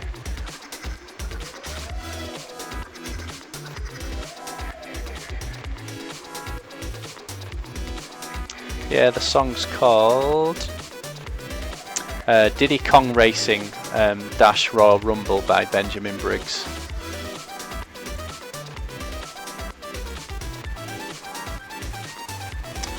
I need to figure out maybe a way of getting it on the screen.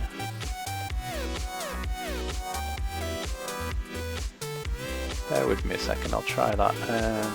Screen capture.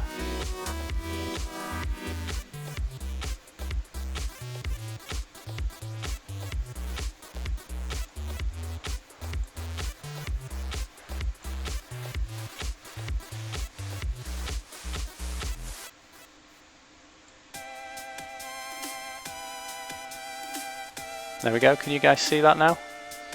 Hopefully you can. What are you trying to send me, Doc? You're a regular, I'll add you to the regular list.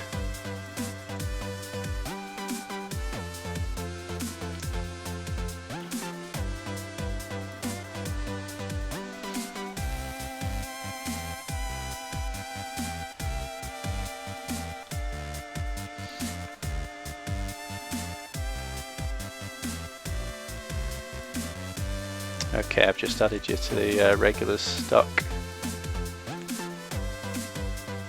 Oh no, where's the music gone? There we go. So hopefully you can see that in the bottom left hand corner now.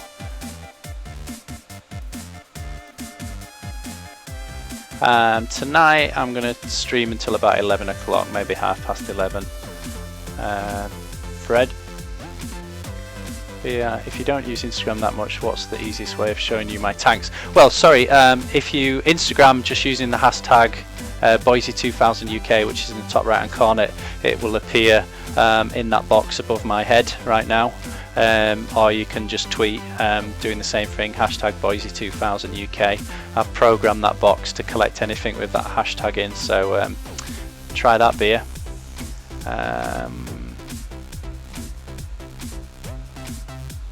Correct.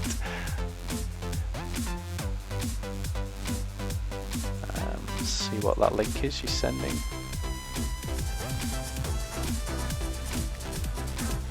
Cool, I'll have a look at that later.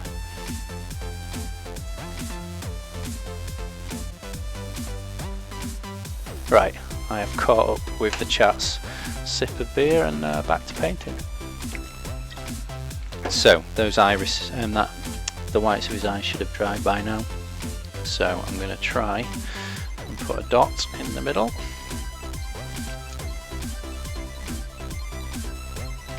So I'm not going to do it now, but for beginners, one of the easiest ways of doing eyes is, let's see if I can get a piece of paper in case no one's ever thought about this before. I hadn't when I first learned how to do eyes. I don't do it really this way anymore, but if so, let's get a piece of paper. So let's say this is your eye that you're painting. So normally people with a shaky brush try and get the iris in the middle, but what you can do before you paint the flesh, you paint the middle white, no, you paint it all black, paint the middle white, and then draw a line down the middle. And you can start on his forehead and go all the way down his cheek, it doesn't really matter really, as long as it goes through the middle. And then what you do is you then get your flesh colour once that black's dried, and just, you get the idea.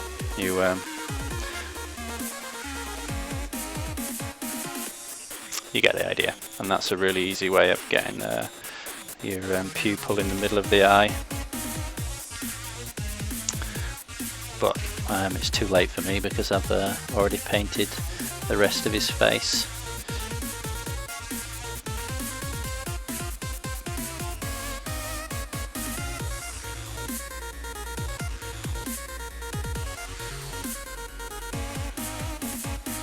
So I'm going to try and attempt to do this on camera, but oh, got a little bit on his cheek, but that's not too bad.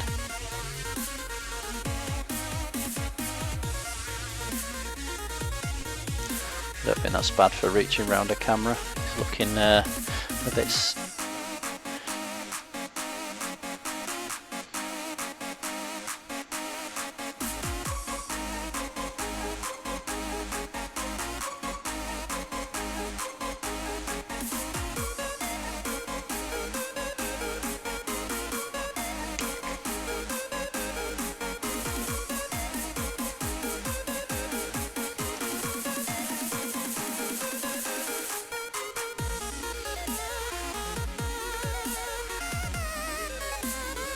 okay, that's not bad, I don't think. Not bad for reaching around a camera. B has just tweeted me his last finished project, so I'll try and keep an eye out for that popping up on the screen. Thanks for that, Bea.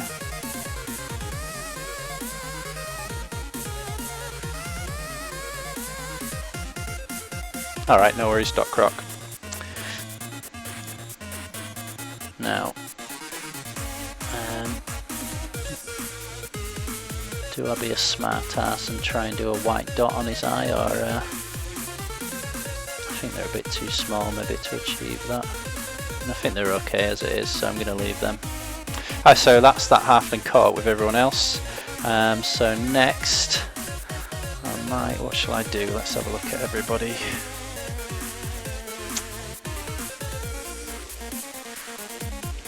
Okay, the captain has 2 shoulder pads, which, although I could do those metallic, might do a shield. Let's have a look at it. This guy's got a shield, so I could do some shields. I'll do the weapons next.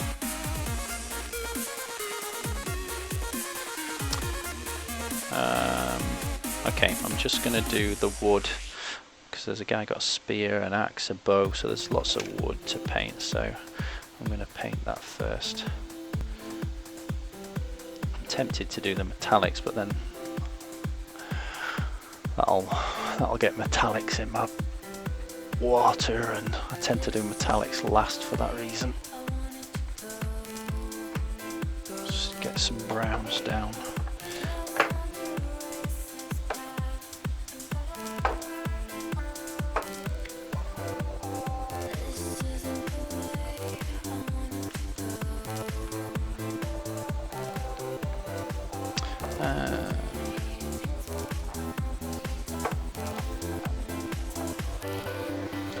This is quite a nice colour, conker brown.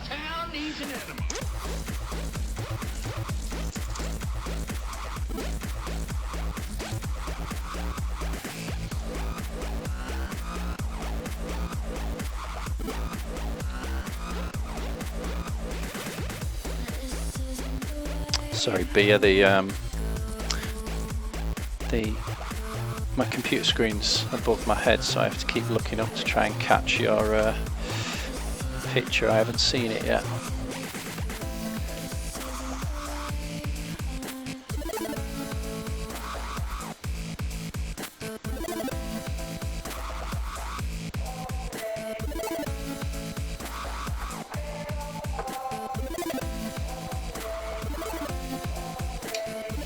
Right then, let's start doing the bows and the handles and stuff on these models. So these are called the Rangers, so these are the kind of the elite, or the most elite warriors in Ark World for the halflings so far, I would say.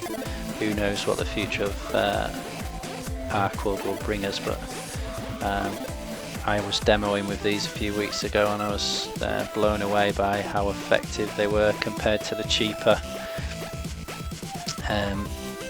halfling militia, so as a general I suppose you need to decide for yourself, do I spend more points on hiring these guys who are a little bit more effective, or do I want to dominate by numbers and hire some of the militia who are a bit cheaper but not quite as effective?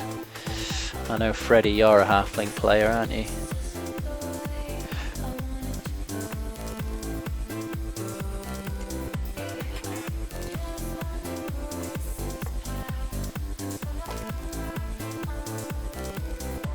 Don't think this guy's got any wood on him that I need to paint.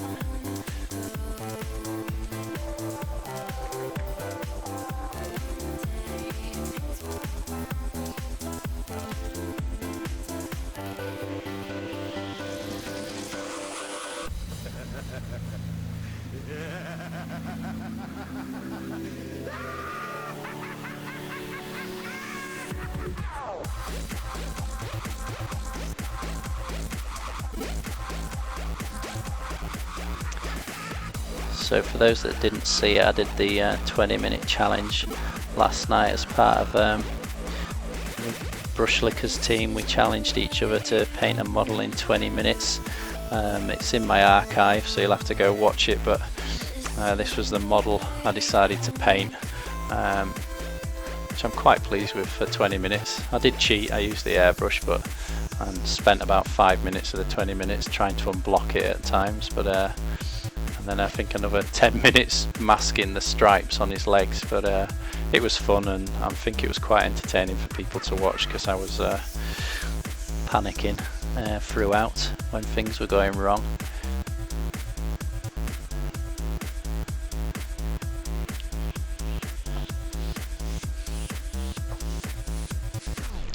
See what people are saying. Any chance your friend could sell individual models? Really want a halfling.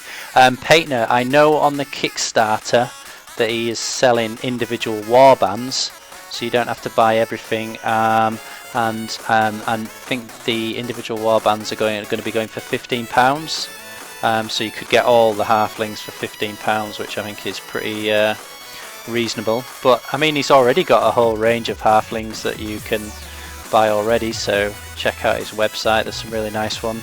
I really recommend the Halfling Cook in the game of Arkworld. It's got quite a good sense of humour as the game of Arkworld. There's, you know, I don't think there's a game goes by where we're not laughing about something. And for example, the Halfling Cook. The halflings aren't very good with magic in Arkworld, and their Halfling Cook sneaks in Arcanite crystals. So in Arkworld, that's where the magic power comes from, these Arcanite crystals, and he grinds them up and puts them into the stew pot, and with powerful but sometimes hilarious consequences in the game, and he's a really nice model. I once played a game where in the magic, if you take on too much power, I won't explain the mechanic right now, but there's a mechanic where you run the risk of taking on too much power, and there's always a consequence.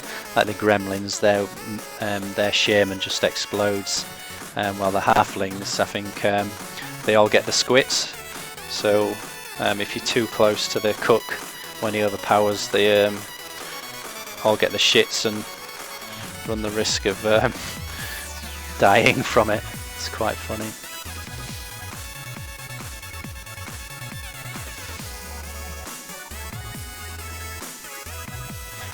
Fred, well, not in our demo game at the show with old Grog. He just ate everything. Yeah, old Grog did, didn't it? Hey boy, I just watched my 20-minute disaster of speed painting. Just guy used dipping at the end. Pretty cheap. Yeah, I think that's pretty cheap for what? 1, 2, 3, 4, 5, 6 halflings for 15 quid. So yeah, I think the entire box set is going to, well, there's 10. I don't know how much I'm allowed to reveal actually. I know there's 10 early bird boxes, so if you can get in there fast, I think it starts at 8 PM tomorrow. They're £55, and then I think it'll be £65 from then on. and so £65 if you want it early without the box, because I think it's going to come with a box and you know, a display box. So I think what Alex wanted was that all the models, there will be you'll be able to transport them even when built in the box, so it doubles as a carry case as well. So I think with the box it will be £75, and I think the delivery will be a little bit longer on the Kickstarter if you go for the box, because they need to be produced. I think that's the main expense that the Kickstarter's trying to cover. Sorry, I didn't look at the camera once while I was painting that. I don't know if it was in shot, sorry. Let's have a look. 40 seconds left, why not dop the mini in the paint? Guy makes, I need to highlight the toaster conversion in itself. Dr. Croc, I like the idea of Magical Overload. I have the system implemented in my own little board game I'm working on where the wizard can explain. Cool, send me a link to that. Okay, so I will explain Magic. Have you ever played 21 or Pontoon? So in Arcworld you use a deck of cards. He is about to produce his own, well, I know I've seen all the artwork, which is amazing for the deck of cards, but you can use a normal deck of cards. And each wizard starts each round with 6 cards. Well, no, each side starts with 3 cards, and then each wizard gets another 3. And you say which spell you're trying to cast, and each wizard has a range of spells starting from about 14 all the way up to something like 25. And you say which spell you want to cast, and then you flip over 2 cards, and let's say I get a 5 and a 4, I've scored 9. So that isn't enough to cast. Let's say I was choosing a spell that I need 18 for, so I have to then do what's called twist. So I need to flip another card to see if I get the required card, and let's say I then flip a 9, so I've got the 18 I was after. However, let's say I get a 2, which only gets me to 11, so I still haven't got well, let's say I flip a 3, so that gets me to 12. So I still haven't got the 18 I was after. So I have to flip another card if I dare risk it, and this time, let's say I get a 10, which sends me over the 21, which is the what's called overpower. So once you go above 21, and 21's normally your most powerful spell, if you go above that, you've called overpower, and you've got to face the overpower consequences. You still get to cast the spell, unless you die. Like the shaman, I think from the goblins, he blows up, but so you still get to cast a spell, but you've got to face the consequences of the overpower. I know the wizards for the humans, the Albionicans, he casts a lightning. One of his most powerful spells is a lightning bolt, but if he overpowers, he gets struck by the lightning as well. I think, like I said, the chef, everybody, and from the halflings, everyone gets the squits if he overpowers. I can't remember what the elves, what happens to the elves. Shaman, elf, druid. Oh, yeah. Let's catch up on some kind of old dungeon delving RPG. Imagine building Binding of Isaac, but more D&D. Sounds great. I can't. No link yet, by the way. It's just a working project. All right. Well, if you want someone to take a look at it and give some feedback, I'd love to do that. So when you're ready, send me a link. I was going to have a magic dice pool where spells cost X and roll X amount of dice. If you get double 6s, you overcharge the spell and it's stronger. Double 1s and it backfires. Some more powerful spells are riskier. Yeah, that sounds really cool. Fred, I'll add you as a regular. I trust you. I think it looks like you're trying to send me a link. Dr. Croc, you need to cast spells or dump your magic pool or explode. The goal with the dice is to score enough to cast a spell.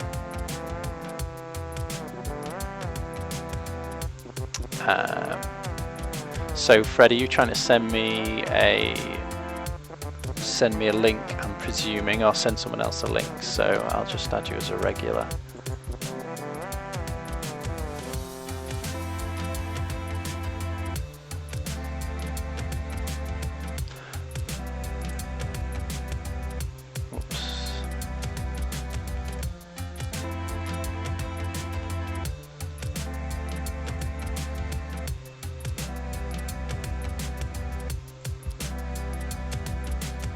There you go, Fred. Try again.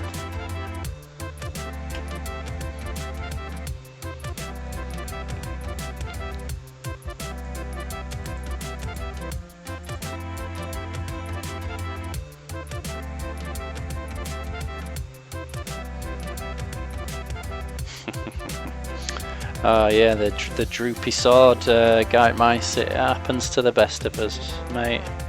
Happens to the best of us. Don't let anyone tease you about it.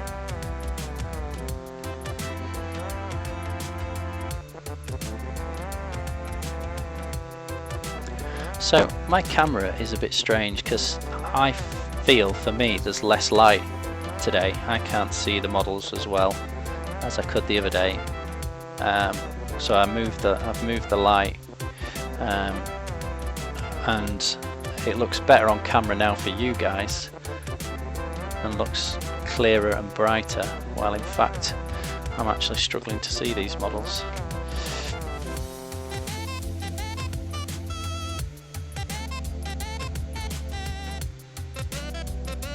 Sorry, fingers in the way. Still fingers in the way. Have I moved the camera?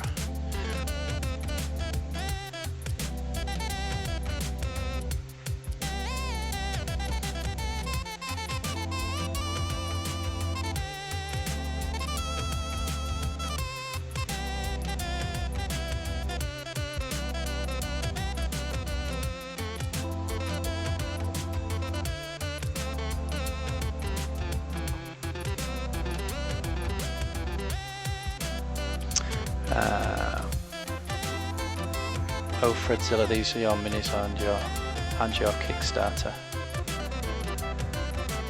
No, Fred is someone I met. Freddie is someone I met at a wargaming convention. I gave him a demo of Arcworld, and he really enjoyed the game, and he bought into it, and he's been doing some great paint jobs.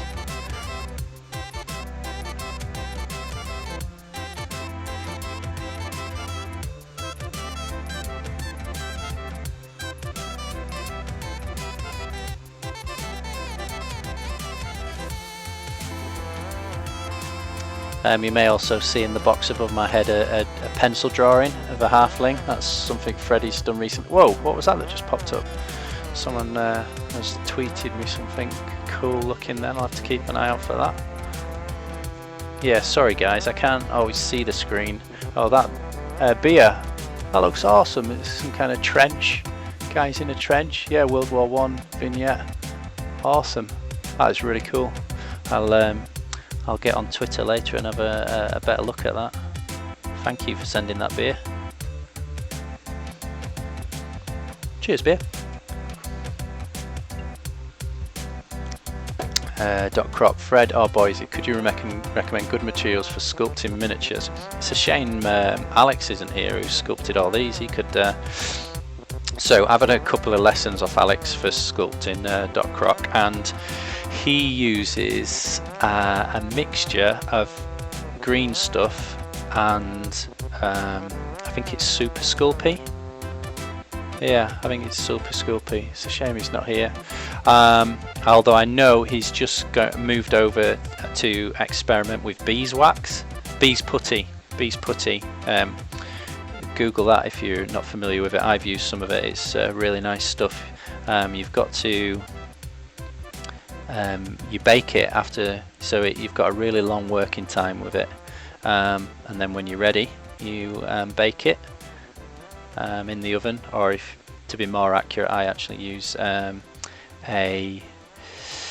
halogen oven, because you can have really accurate temperatures with a halogen oven, and yeah, it's really good stuff. It's very similar to Fimo. I've used Fimo for sculpting before. I mean, don't get me wrong, I can't sculpt to save my life, but I've experimented with these things. And so they would be my recommendations. Yeah, green stuff and Super Sculpt is quite easy to get hold of. I can't remember where you're based, Croc. But yeah, have a look at Bee's putty. I know a lot of people are saying great things about it. So let's go a little bit brighter on, no, we'll go into the shades actually. I tend to paint the shades first before I do highlights.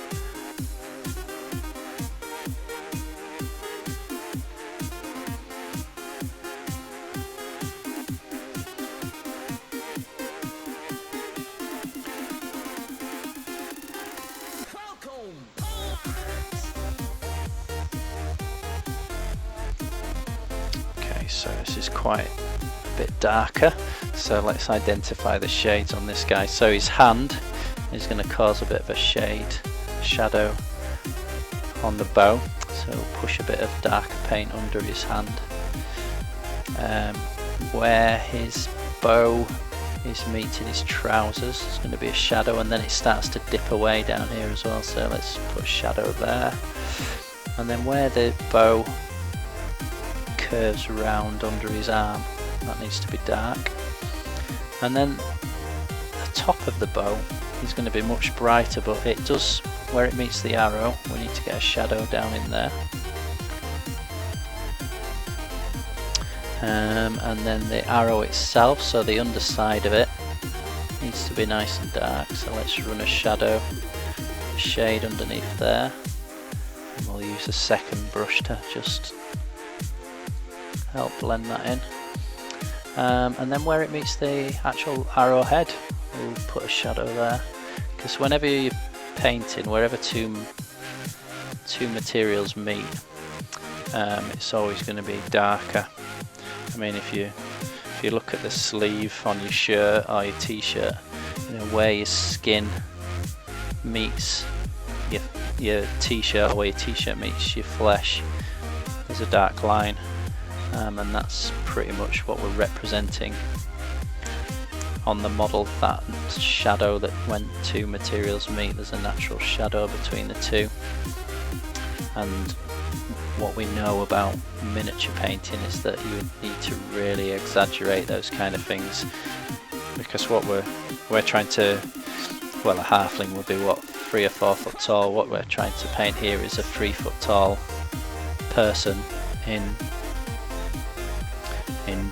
you know 20 mil. So you really have to exaggerate these things.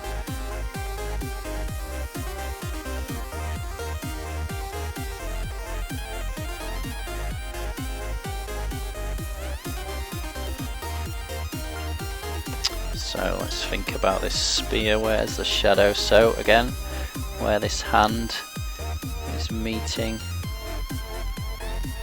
the spear, get some shadows in there. Where it's meeting the spear head, the underneath, where no light can get to, where his hand's holding it, need to put a shadow in there. And then need to be careful here, but where the spear meets his clothes needs to be a shadow. I won't concentrate on those areas too much, because when I do the oil washes later, I'll get down into all these nooks and crannies for me.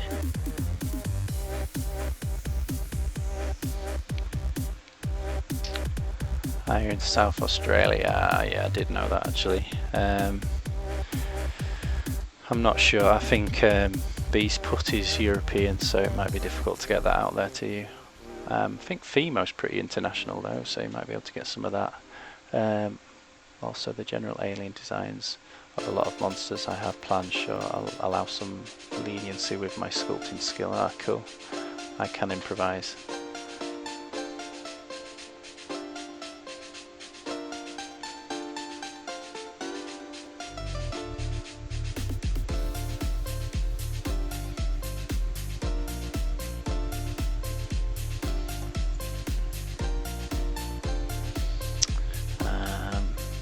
So where his hand's holding onto the axe, we need to do some shadows. Where the axe starts to go under his arm there, where it meets the axe head.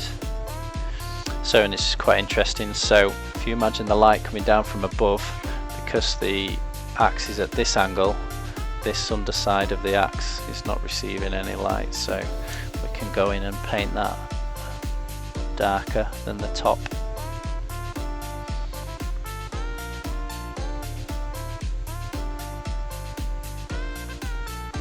And then this area is really interesting because the fist is completely blocking the light to the bottom of the handle down here, so we can paint that nice and dark, although on the other side it's not quite as restrictive, it's restricting the light, so we'll paint that lighter.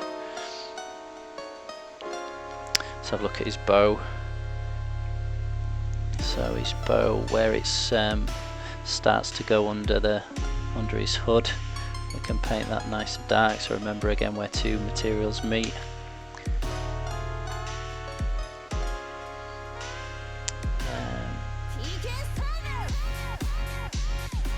Where it meets his arm, and then it's nice dark under his arm, it's causing a shadow.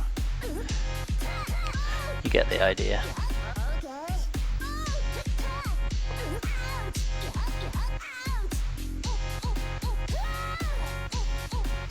Whoops. Paint on his hood. Second brush, that's what it's for as well. Get rid of mistakes. Let me just send a message to Alex the sculptor, see if he's around, see if he'll pop in and answer a few questions about sculpting if you're interested in that Doc Croc.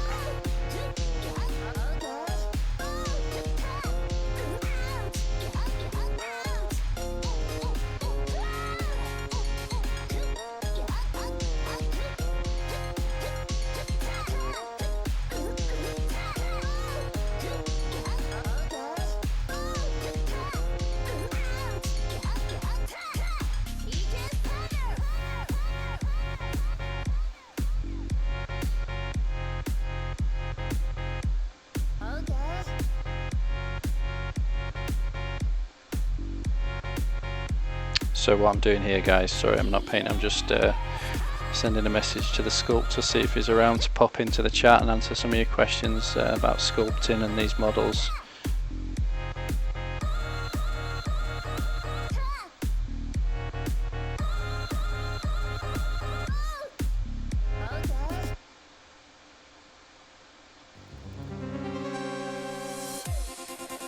Okay, we'll see if he turns up. Ooh.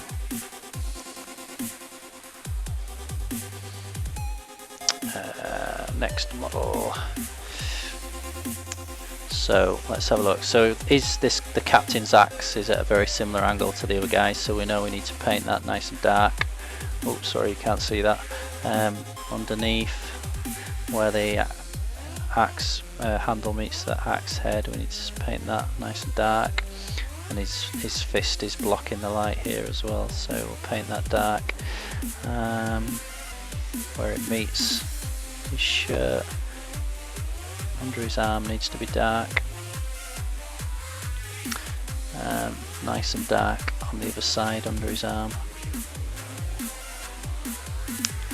Tenderer, hi Tenderer, thanks for following. Seeing as you're a new follower. Ha! Look at that, Warplock M's. So everyone, you've been asking about sculpting and stuff in these models. So Warplock M's the sculptor. That's a quick response, Alex. Thanks for jumping in.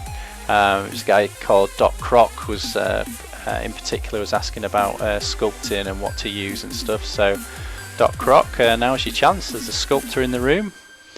So thanks, Alex, and thanks to the new follower. I'll just pop up the giveaway. I'm giving away this model this month to say thank you to all my followers and everyone who's been really kind, helping me out. So now you're a follower, you will be entered to the draw at the end of the month. I'm going to choose a follower at random, and you might be winning this limited edition boiler from the game Guild Ball. So good luck.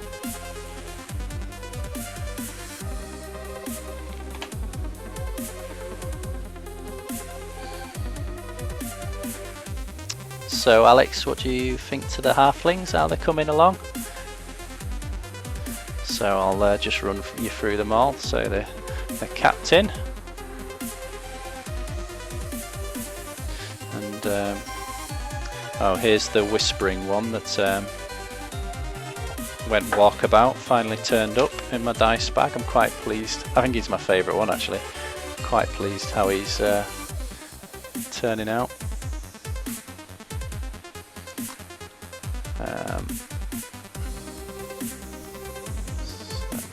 Yeah, I think they're all looking quite nice.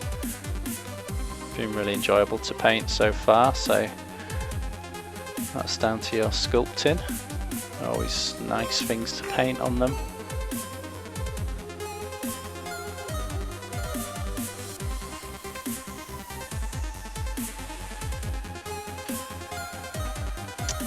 So let's darken down that wood colour. Now the temptation is to add a bit of black, but let's have a look at the colour wheel. So opposite the browns is blues, so let's add a bit of blue into this brown to darken it down. Let's see what we get. It's quite a nice colour. Miniatures, halflings everywhere getting in my way. So again, want the underneath of this, sorry you can't see that, can you? Oh, let's see what the chat's doing. Hello there, sire. Atwab, loving the look of the new models. Yeah, there's some really nice sculpts, isn't there? Doc Croc, yeah, wanted to start sculpting eldritch creatures and alien things. Was looking to know what kind of tools are good and materials, as well as if there are some tutorials out there for all kind of sculpting for different textures. Doc Croc's in Australia, unfortunately, Alex.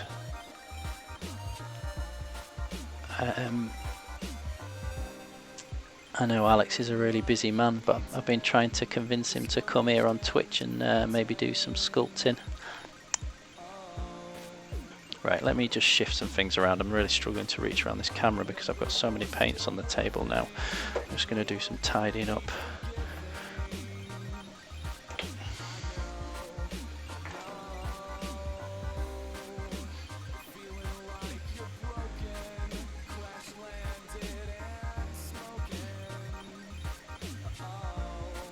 So what I'm doing with this darker colour is, like always, just moving that little bit closer to the shadows.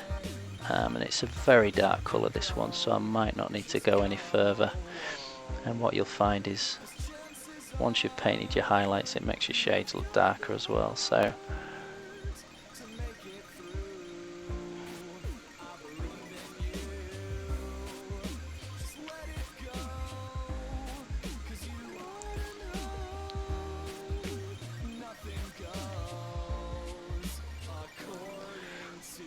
water it down a little bit, it's a bit thick.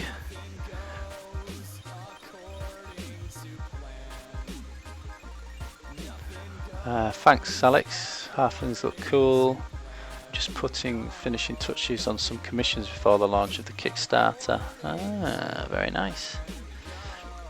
Are we allowed to know what they are, or is that part of the commission? You're not allowed to tell us what you've been working on? Sometimes it's a very secretive world, it seems, this sculpting malarkey.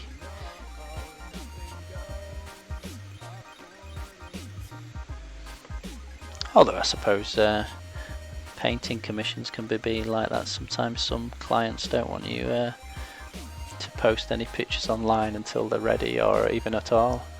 Some miniatures I've done on commission have never seen the light of day.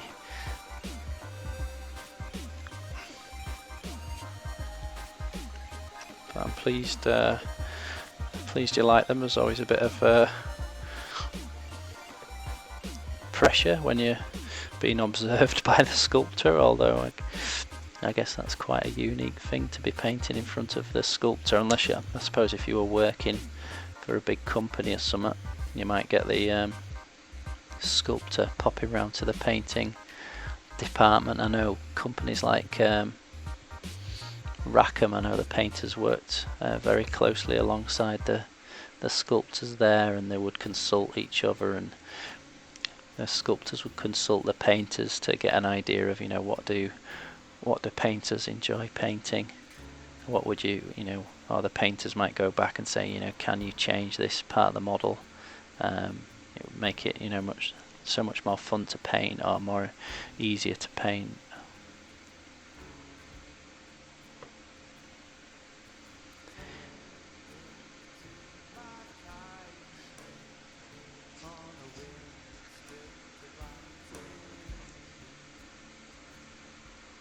Oops, paint all over his hood.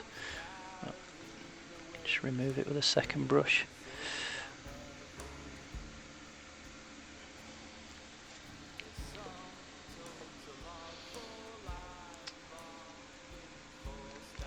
Lee Bratchett just spent 10 minutes trying to find the halflings. I got a salute last year. The custom sculpts from the last Kickstarter, I've put them off somewhat because of how busy things have been. The custom sculpts from last Kickstarter. I don't know what you mean by that. So from the last Kickstarter, did that attract someone to do some commissions, or?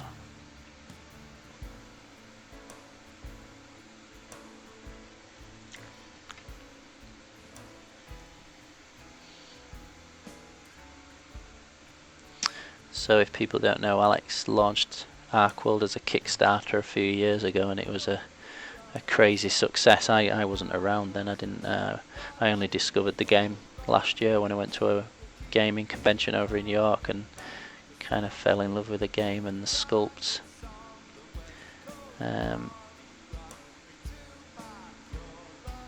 But yeah, I think it even took you by surprise, didn't it, Alex? How well received it was at the time.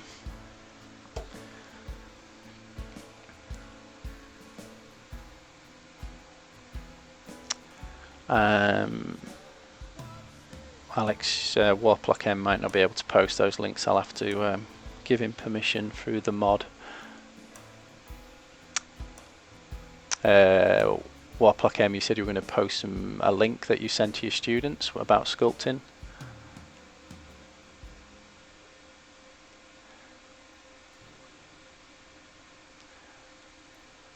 Let me just add you. Oh no, you're already added as a regular, so those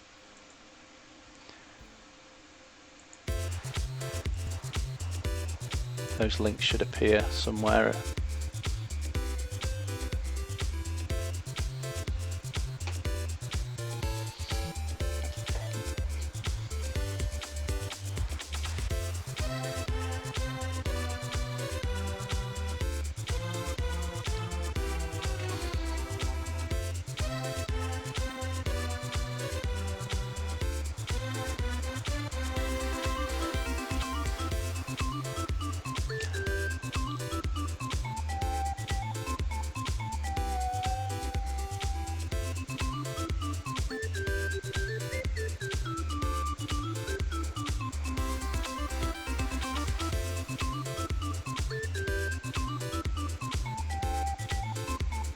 How's the sculpting course going this time, Alex? I know they moved it to a weekend, didn't they, to make it more convenient for people to get there. How's it? I haven't had a chance to chat to you about it. Has it been going okay?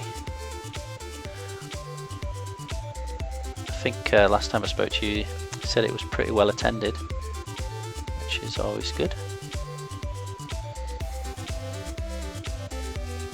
So hopefully already you can see some separation starting on these bits of wood and some shadows. So I think now we'll work on some highlights.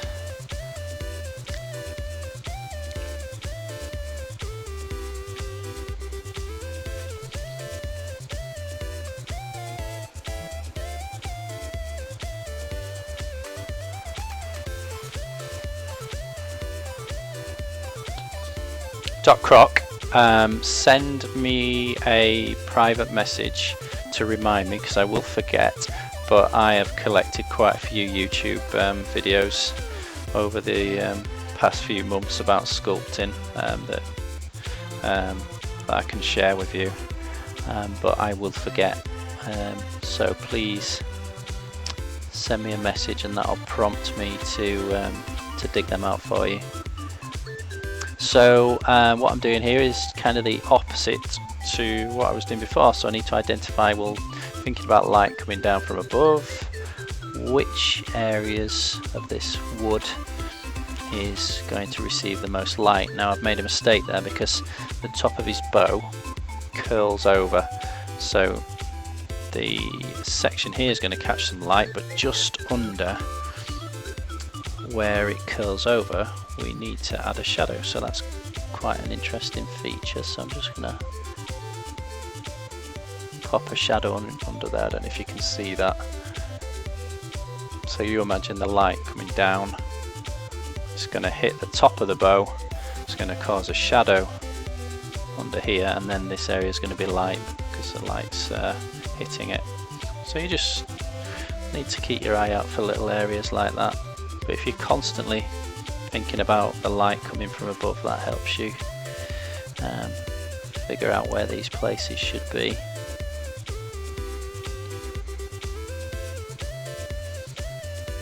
So obviously the top of this arrow is going to be lighter because its light's coming directly from above. It hits that on the top.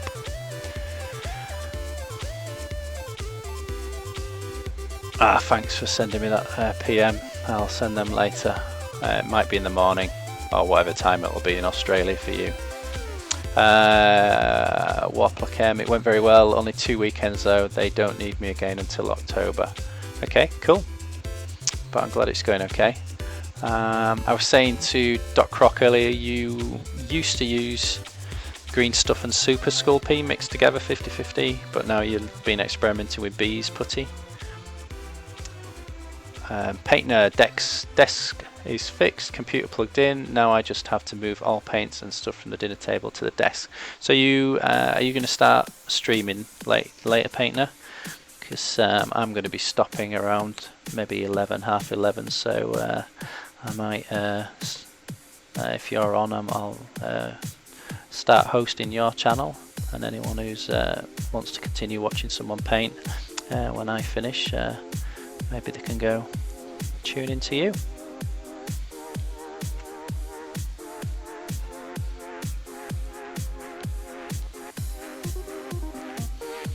So again, let's look at this guy. So light coming from above, this part of his bow is receiving quite a nice bit of light, while underneath he's getting a nice shadow.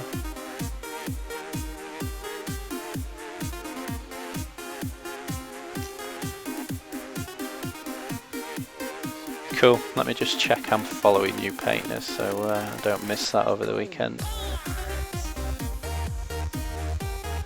Oh, I wasn't. How naughty of me. Well, I am now.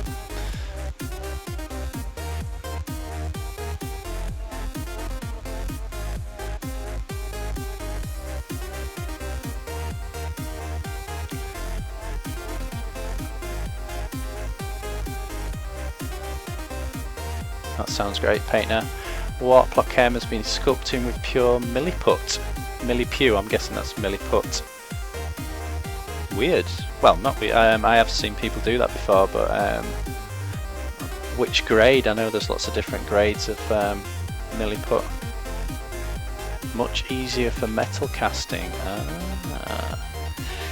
I've seen people mix green stuff with milliput.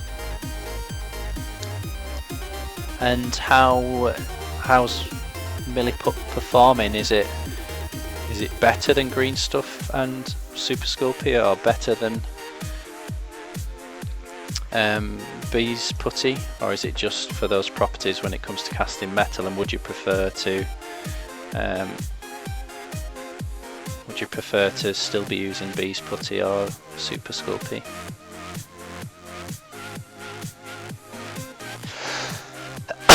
Excuse me.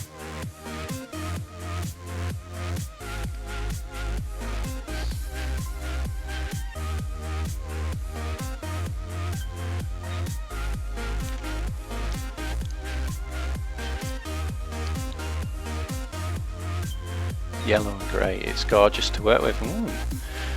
So milliput air dries though, doesn't it? So although I guess when you've been using green stuff and Super Sculpey, that air dries, so I guess you're used to working to those tight time frames, while with like Fimo and Bees Putty you actually have to dry it in the oven, don't you, so you've got much longer working times.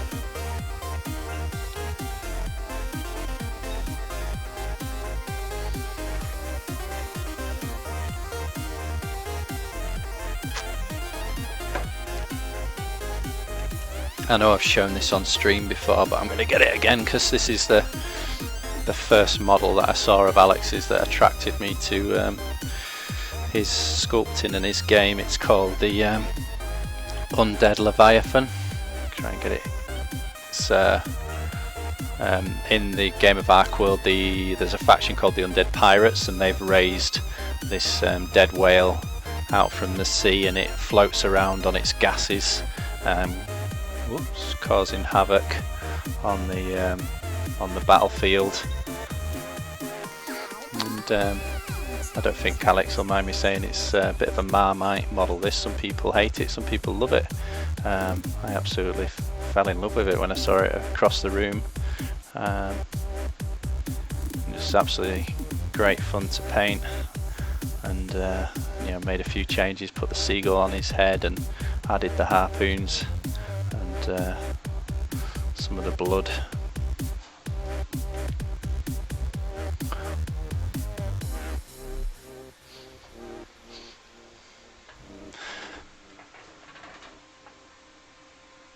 Bees Putty can't be carved and shaped. Trent bought me a mini oven to use for my course. Awesome. It's sat next to me to bake stuff. It's brilliant. That's awesome. Doc Croc, that's sick. I think that's good. That's grotesque and cool as hell. Strife, wow. Thank you guys. Do you add seagulls to everything? Very funny. Yeah, you. There was a seagull on top of the other model, wasn't there? Yeah, yeah. Why not? Seagulls are cool. Where was I? That's funny, Strife.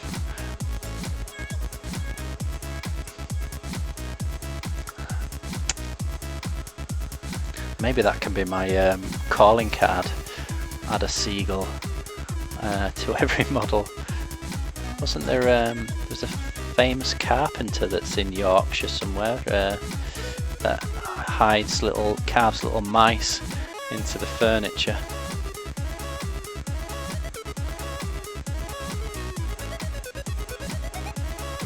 Can't remember what he's called. These my Twitch streams are starting to have a common theme. It's me forgetting things. I'm starting to worry about my memory. There's something, well, not every, several times in every single stream I forget the name of something, or I'm prattling on about a video game or a movie I've seen and then I can't remember what it's called.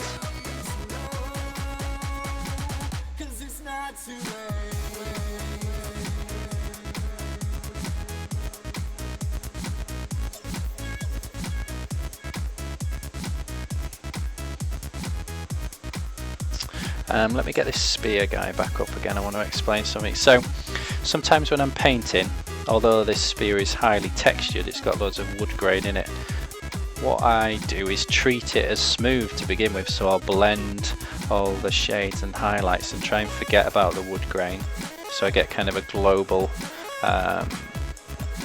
blend, and then return to it and think about the actual individual grains. So I might come in with a smaller brush and later try and pick up some of the wood grain. I do something similar with fur, so if you're painting like a bear's back or something like that, pretend it's smooth and blend the entire thing and then come back and pick out the detail. Lee Batrick, wasn't that there a unicorn in the range as well? There is. I don't know where that is. It's called the Unithorn. It's for the elves, and it's the elf druid has kind of summoned it out of the wood itself, so it's made of, well, that's why it's called the Unithorn. It's made from thorns. It's really cool.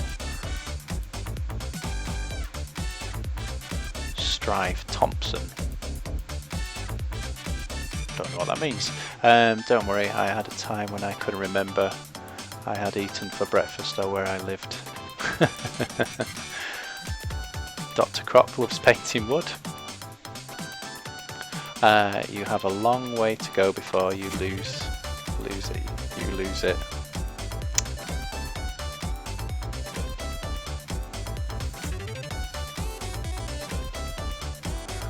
Let me check out this link that Doc Croc sent me.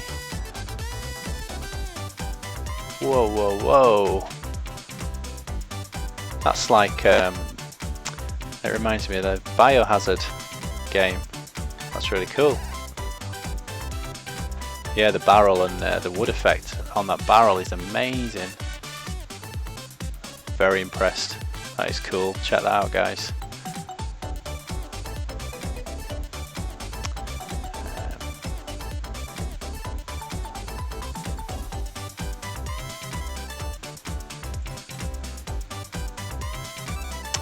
Thank you, Strife. It's this chat's got a delay on it, so when you just wrote Thompson, I had no idea what you're on about. But yeah, he carves little mice into furniture. Damn, I am bad painted compared to you all. I give over paint now. Yeah, the Merc Pirate Warjacks from War Machine have a huge Big Daddy theme from Bioshock. Yeah, they do. It's brilliant. Oh, there we go. People were asking about the music later. The Nightbots just posted a link, benbriggs.net. So that was part of my license agreement that I had to do that. So go check him out if you like the music. Right, I think we're ready to lighten this wood a little bit. So very inspired by that Warjack now, and the wood on that barrel was awesome.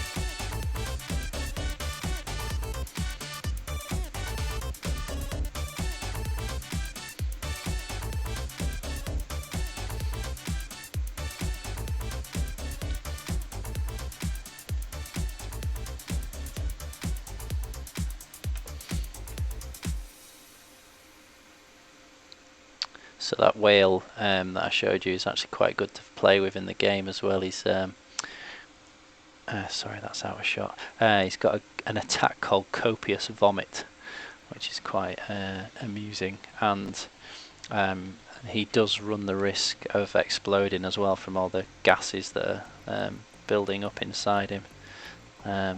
So if you are clever, you keep your distance, because I think I haven't used him in a while, but if I remember rightly, I think you've got to roll a dice each round to roll to see if he explodes or not from the gases.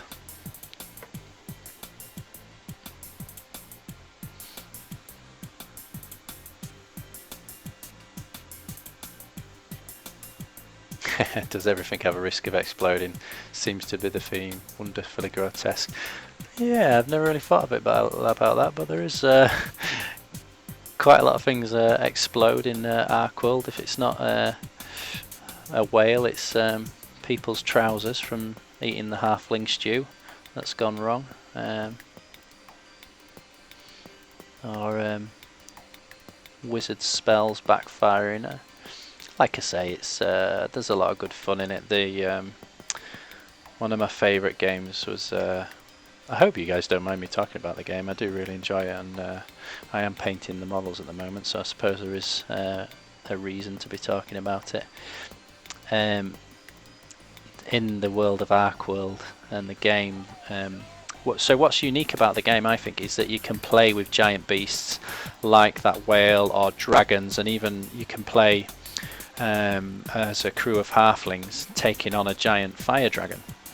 And there's mechanics in the game that allows you to do that. So the large beasts have a skill called split activation. So normally in a game I would activate a halfling and my opponent would activate one of his miniatures, and we take it in turns. But if you're taking on like a dragon or something like that, who they have maybe 20 or let's say 16 action points, while the halfling only has 2.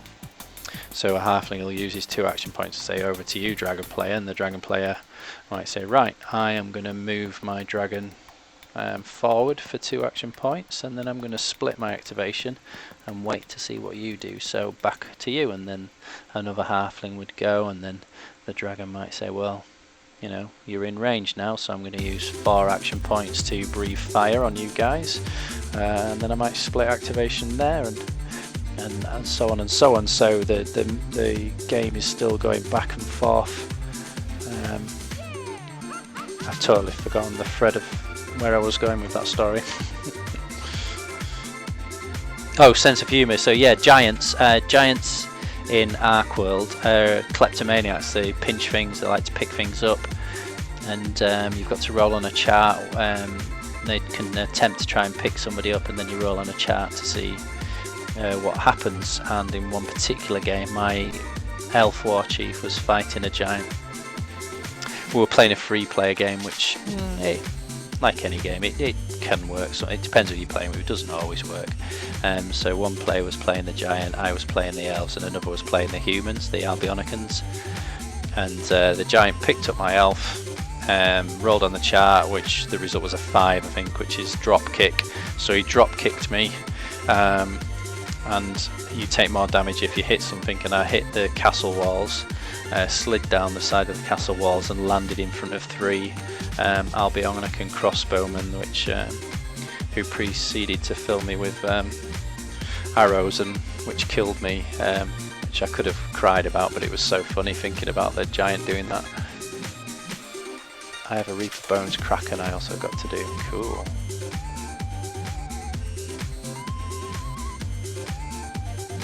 Any stretch in the new Kickstarter that makes you get stuff from the first Kickstarter?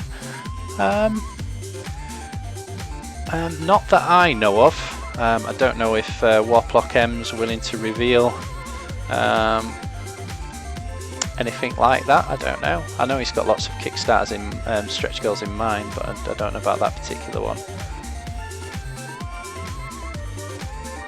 Oh, Doc Croc.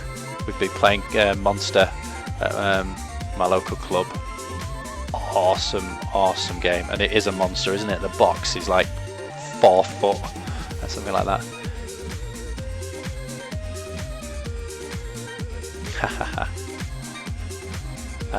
I hope there won't be massive amounts of content kept exclusive to Kickstarter.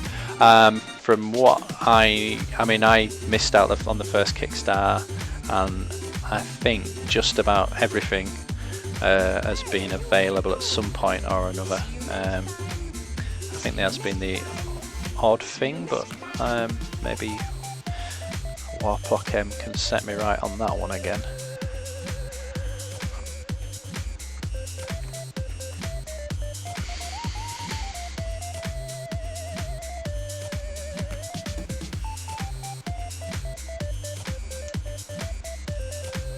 Yeah, with Monster, my friend bought it, so I kind of had to turn a blind eye to that Kickstarter because it was so expensive, and I just couldn't afford it, so I kind of ignored it. But then once one of my friends at the games club bought it, that's kind of cool. I didn't have to buy it, and I still get to play it, so that's nice. I mean, I would like to paint the miniatures from it because they're absolutely amazing. I own a few Kingdom Death miniatures, so anyone who's listening who are not aware of Kingdom Death, Google that and go have a look at their miniatures. They're just out of this world, absolutely stunning.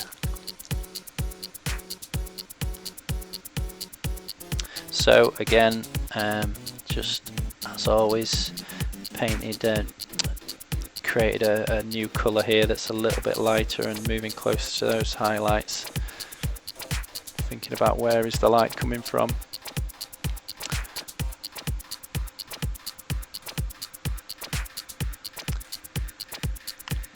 Everything in the Battle Patrol Bridge will be available after the campaign. Cool.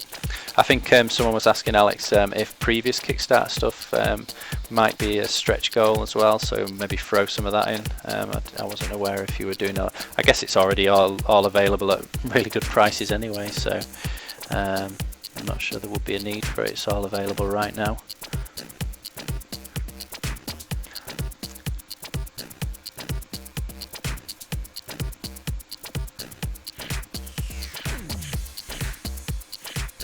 See you later, beer. It's been nice drinking with you.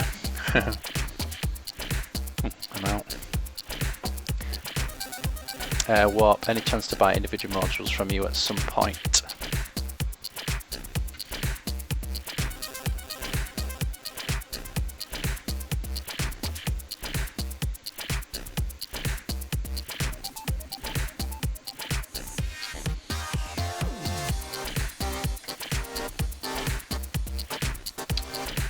So all I'm doing here, guys, is just looking for those places where the light's going to be hitting and being a bit more restrictive now because this colour's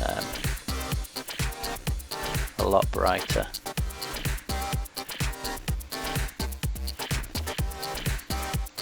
And that's why I guess it's I'm moving from one miniature to another so quicker now because it's using there's less area to paint.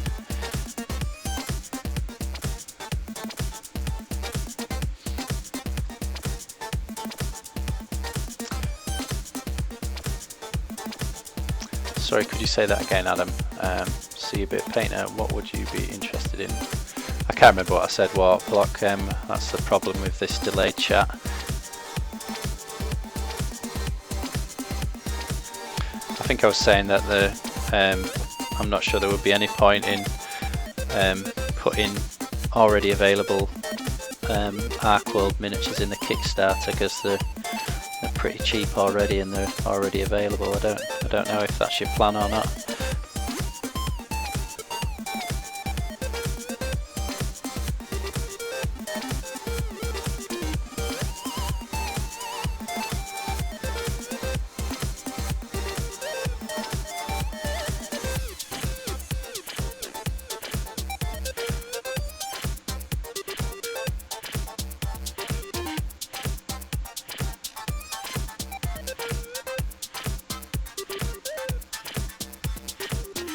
Radiation Dragon, I've never seen that, Doc Rock.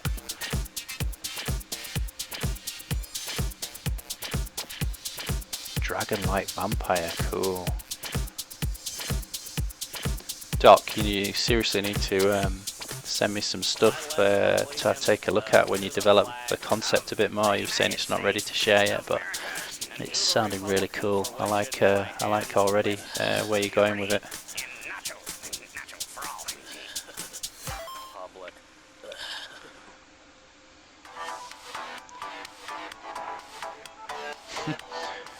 I think dragons would eat people's souls.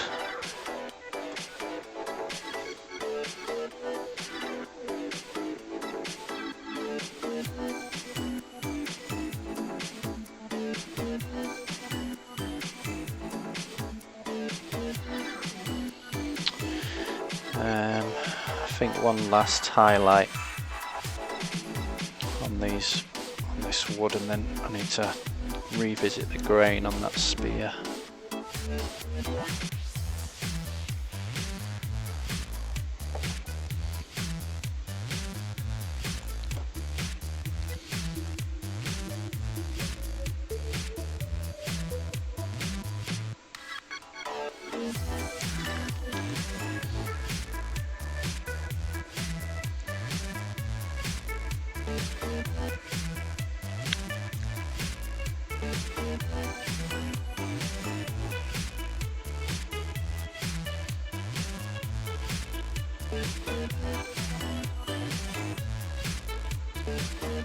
Yeah, I'd appreciate that, Doc.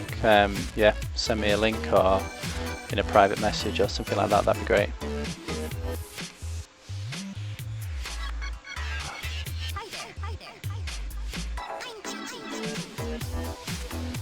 Dan, I got stuck. No paint is moves from the dinner table.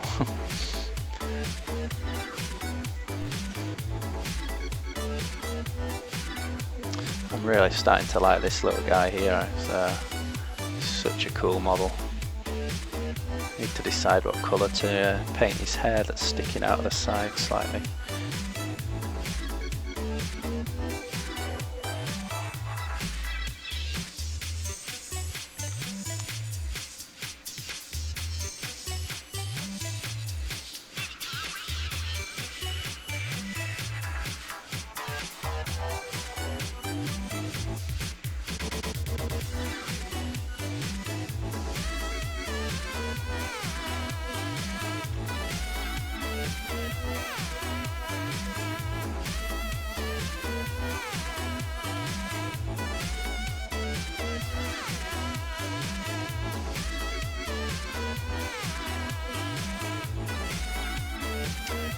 Alright, Doc. I'm up for sending you some stuff if maybe look at some postage costs. I mean, you might know better than me. Let's not bother if it's crazy, but if it would be cheaper for me to get you some brushes from Rosemary & Co. and pop them in the post for you, I'm happy to do that and help out a fellow painter.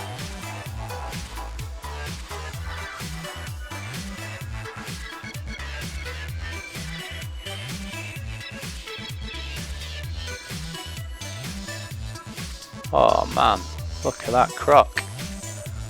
Yeah, I like the rum bottle. Very, very cool. I think Painter's trying to send me something.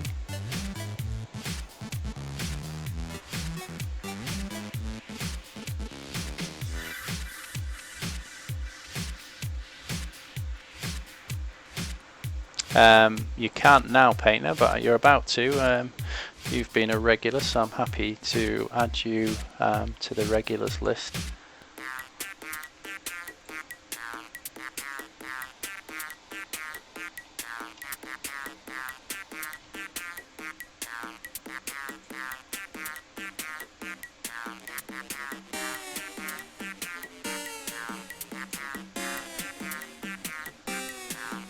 You should be able to send some links now, Painter. I've added you to the regulars list.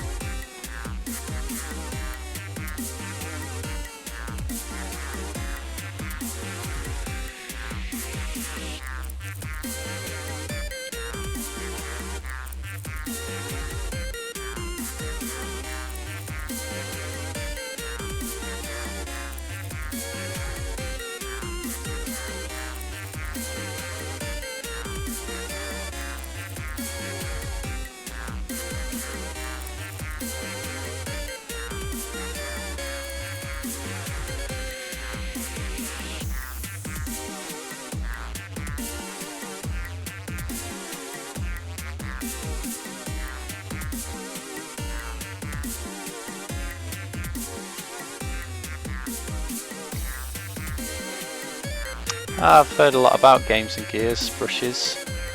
Let's have a look.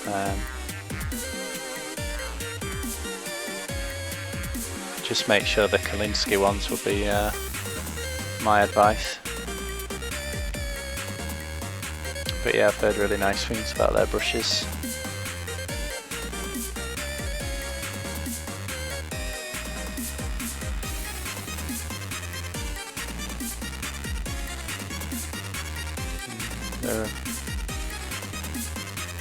I haven't tried them, but I mean that's pretty good value. That what 1, 2, 3, 3 double-sided brushes, so 6 brushes in essence, about a £5. So similar prices to Rosemary & Co. I don't know if they're Kalinsky Sable ones there. Yeah, they are. Yeah, nice.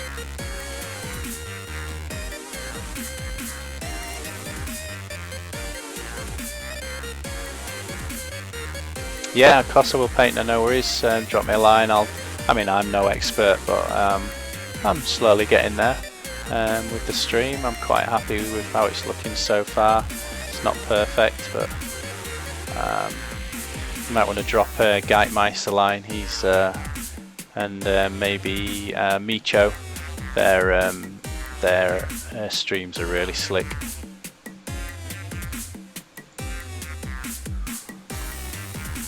I can't really make that that one out. Doc Croc, some kind of space marine vehicle with wires and things. It's a bit dark. Oh, I've zoomed in. Now I can see it much better now. That's awesome. I'm guessing that's a conversion job. I'm not that familiar with 40k, so but thanks for sending that.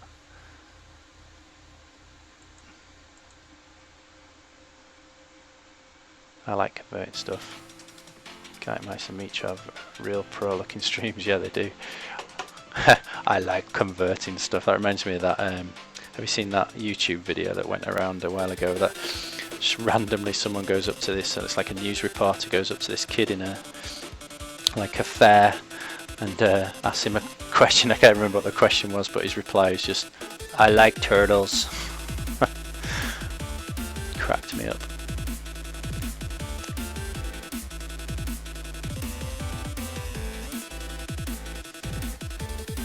I like converting.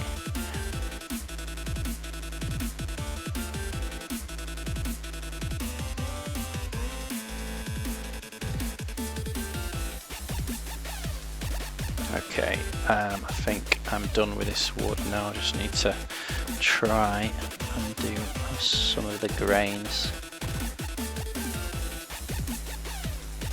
So I might not talk for a second or two while I'm holding my breath to do these lines.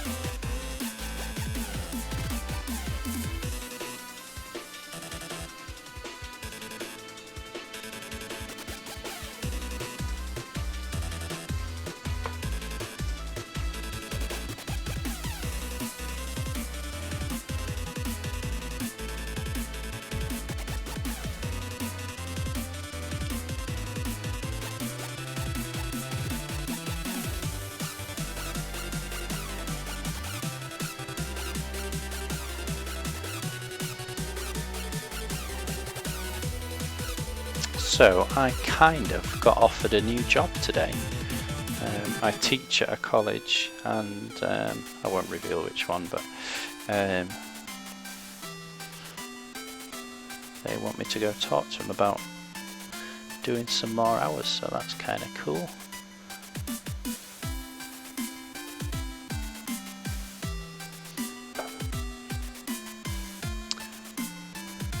So I've had a pretty cool day today, and we've just had, in my last house we had a real wood burning fire, and we've really, since we moved, we've really missed it. And we've finally saved up and got enough money to get one fitted, and they fit it today. So I've had a roaring fire downstairs today, which has been nice.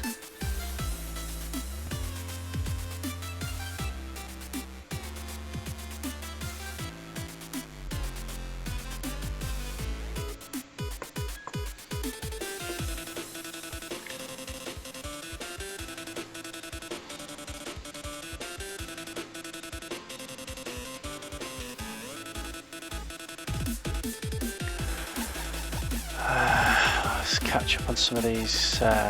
Foxtrot lag makes a lot of UI elements. UI elements, I don't know what that means. Nope.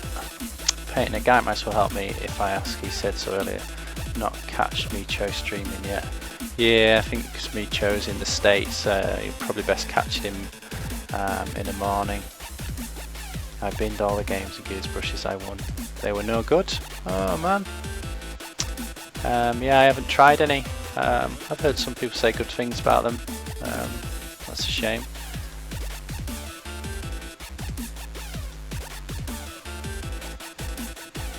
What? Oh, cheers, Warpock M. Yeah, well, I've got to go meet them and discuss it. I'm still not sure, but it'd be kind of cool to get some more work. I used to be a teacher, rewarding job sometimes and so ungrateful at others. Yeah.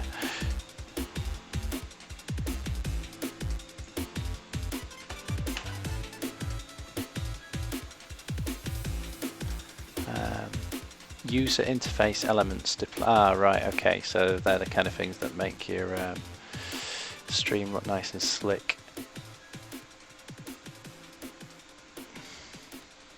Okay, I'm getting a little bit bored of doing this wood now, but I think we're done. Let's do metallics. I don't think I'm going to have time to. So I think one thing I need to do is mask up the shields on these two guys. I think I'm going to do I'm going to split it into quarters and do different colours, but I'll do them another time. I think what I will do now, let's do the feathers on the captain, and then we'll do metallics if I've got time. Someone send some ideas of what colours to do these feathers. Maybe let's have a look at my colour wheel. So we've got quite a lot of green and yellowy browns going on, so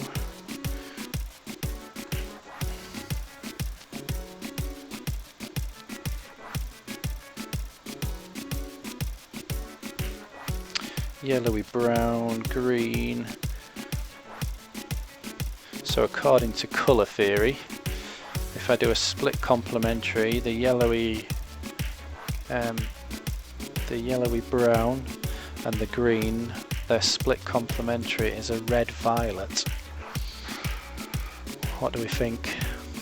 What about, could maybe do white feathers with a red violet top?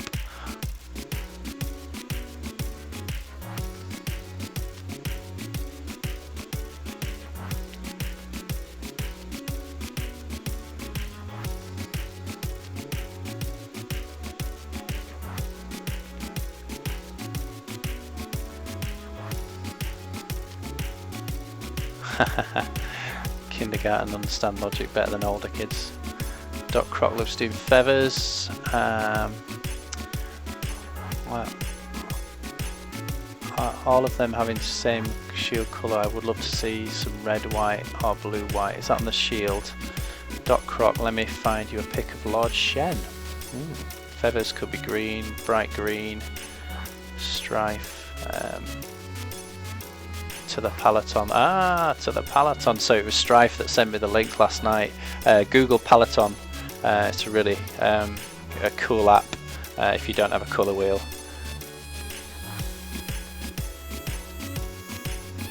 Let's have a look at this link that Doc Croc sent me. Lord Shen from Kung Fu Panda, of course. Oh wow. So red. Okay. Yeah. What about if I do a white feather with a red top? That's the kind of thing I was thinking about anyway. I would, like you said, would a bright luminous green? I don't know. I'm struggling.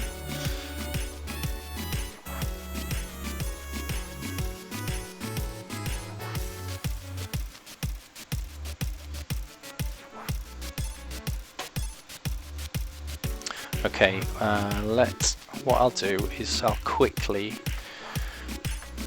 just do a light colour of bright green, see what that looks like. I'm not 100% sure, so I'll do a really watered down version, and if it doesn't work we can always paint over it.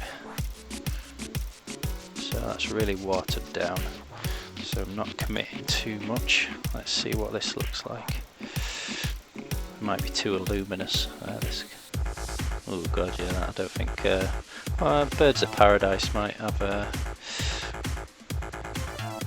It's really glowing on the screen. Though. I think there's too much, maybe.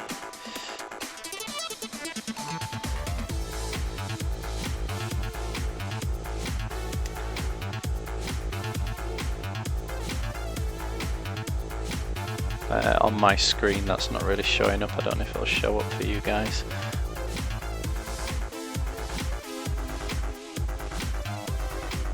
Good night, Lee. Thanks for hanging out, Lee, really appreciate it. Yeah, that's what I was kind of thinking, white with a red top.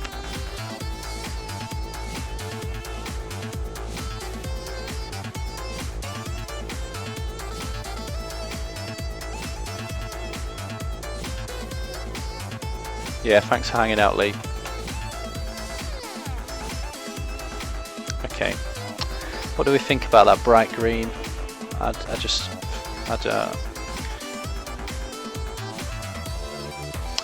Well, we can think about it. Let me get rid of it, and we can try.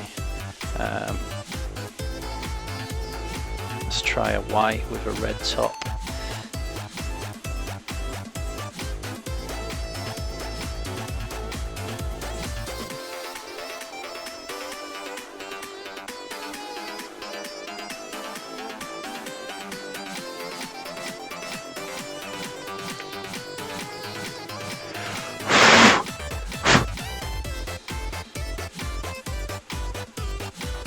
Yeah, too wacky, that's what I thought.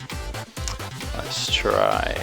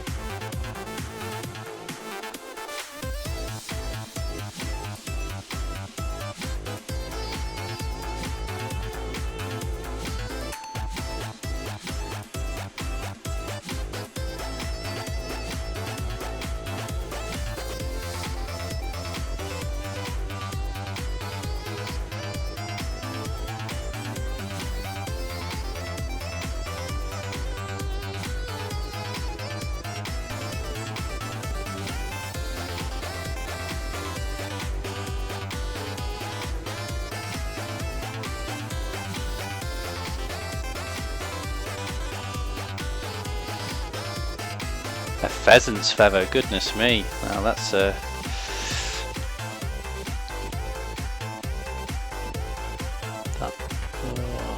that would be pretty cool if I could pull that off. Might be some work that though, wouldn't it? Let me just type in pheasant tail on Google Images.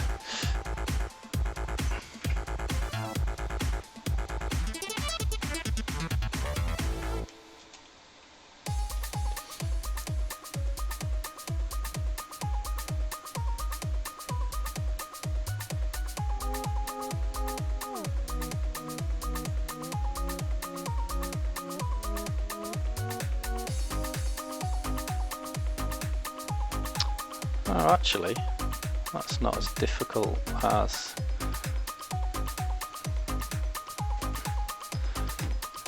Okay, I am going to take the pheasant tail challenge. I'm going to try it. Let me take one more last look at it.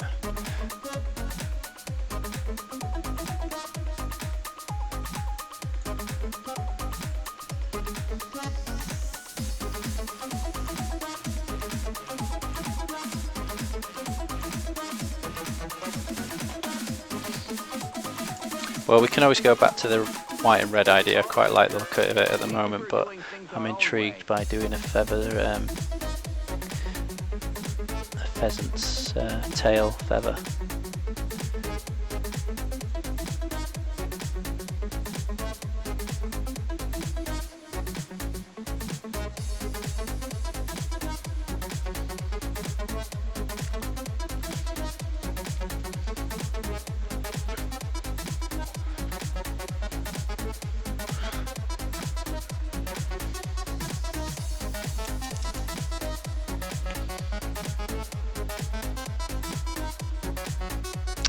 Guys, just to let you know, I think I'm going to stop painting about 11:30, so that's in 23 minutes time.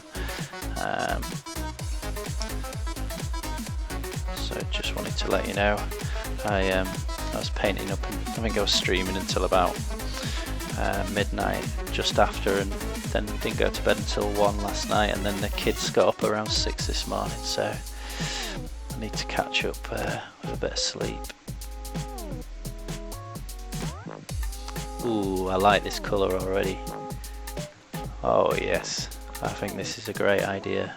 Warp block. Oh yes. I'll do the underside much darker.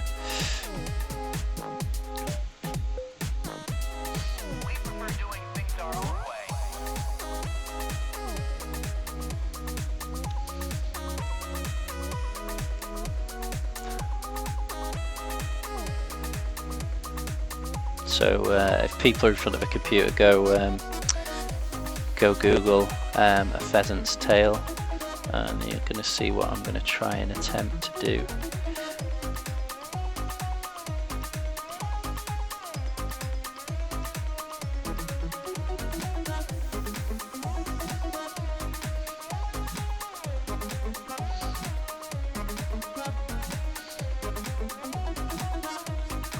Sleep after the eek. Weak. Sounds like you need to get some more sleep right now.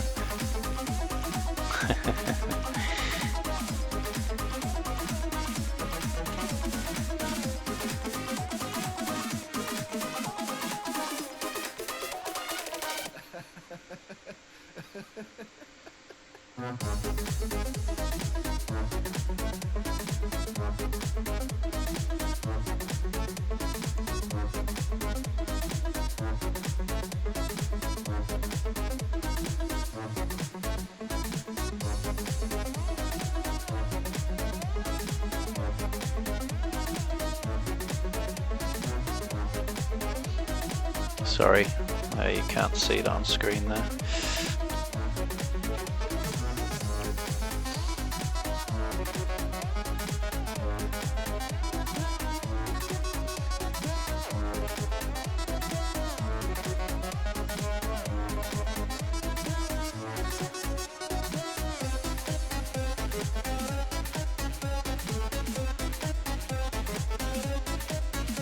So what I'm doing here, I'm just experimenting a little bit. I'll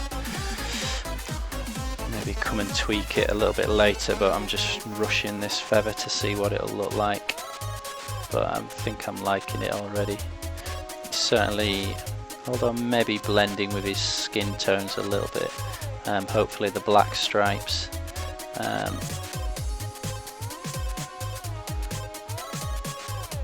will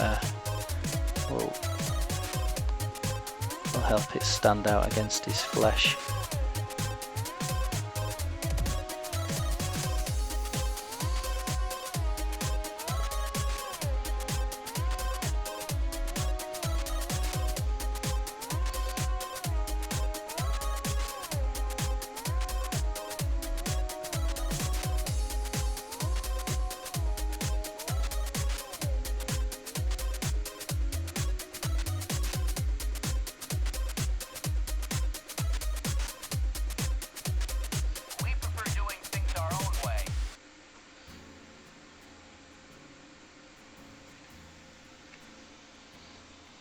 Okay, I just need to have another look at those pheasant tails.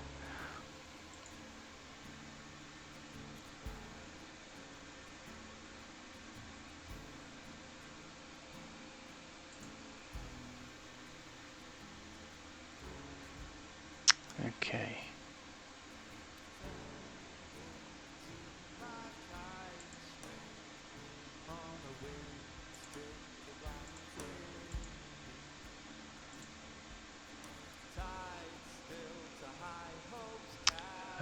Doc Croc, I keep falling asleep, just need to lay down even if I don't get sleep. I can't function for more than a few hours at a time the past 2 weeks. Any free-handing on the shield like exploding trousers or stuff? No, that is a great idea. Yeah, I might do that. Croc, I was awake for 5 days. Could do a washing line, couldn't I? That'd be so cool, a washing line with dirty trousers hanging on it. Croc, I was awake for 5 days once. What the... I heard voices and saw. Why were you awake for 5 days? That's insane, man. That must have been horrible. I need to get a halfling banner bearer now and have a washing line.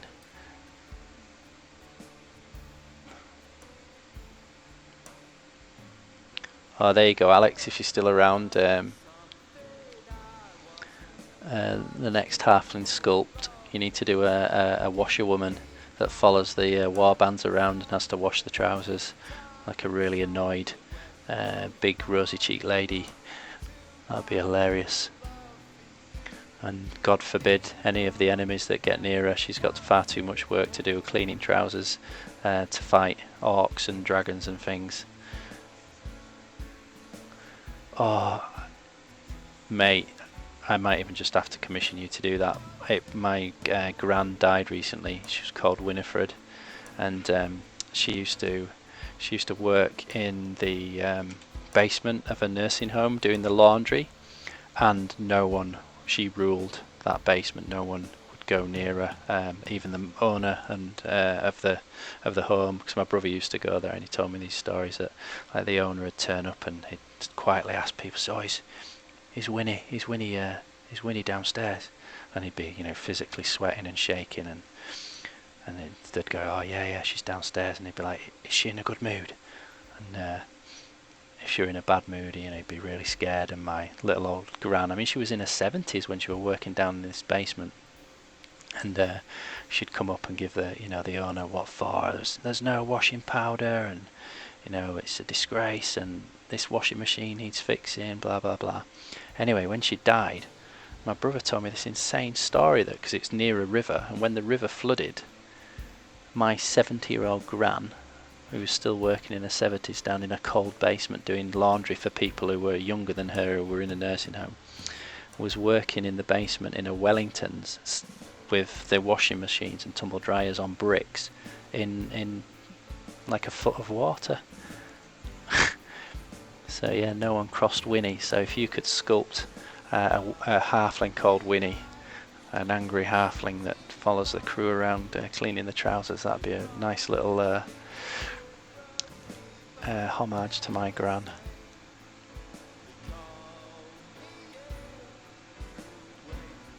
Line the shields up and make a washing line.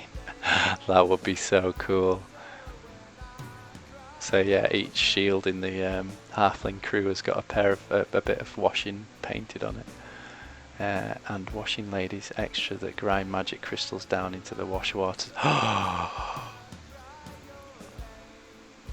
And that become magic, and on a roll of 6 they do something unexpected like run away.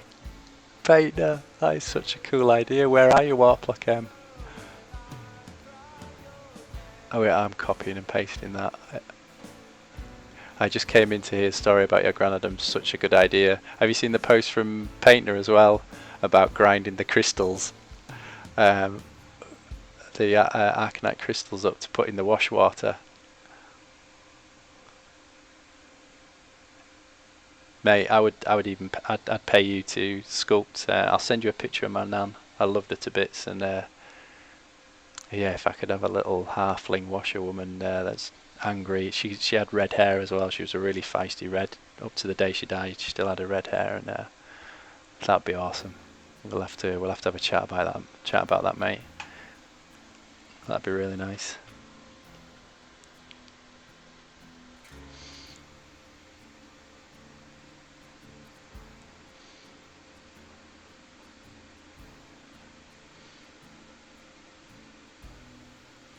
But Painter, okay, I can't remember if you said you play Arkworld already, but I'm loving your ideas. You need to get into that game. Come over to the Facebook page and share your ideas. That is really cool. Yeah, it sounds like you're into the spirit of the game already.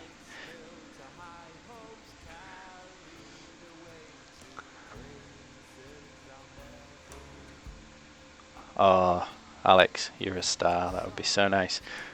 Would you like me to send? I'll send you a picture of my nan. I'll try and find a good one. And yeah, you know, she was in the 70s, and you know, the owner of the home feared her. But everyone at the home loved her. She got the laundry all done, and all the elderly. So, well, some of them were younger than her. They always got the right washing back. When my gran was on shift, when other washer ladies were on shift, they'd get the wrong clothes and stuff. All these lovely stories I heard about her from my brother at the funeral and stuff. It was really cool. Hahaha, cheeky.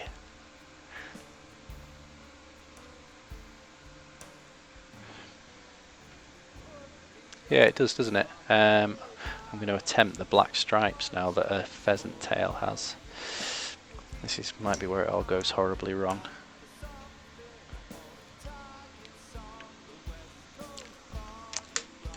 So, need one last look at these pheasant tails.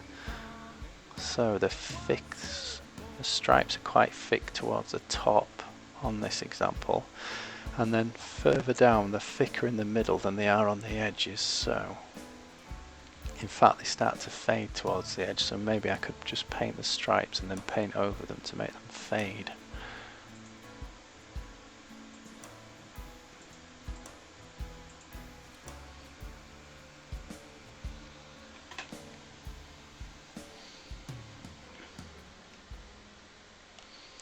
So the stripes at the top are thicker.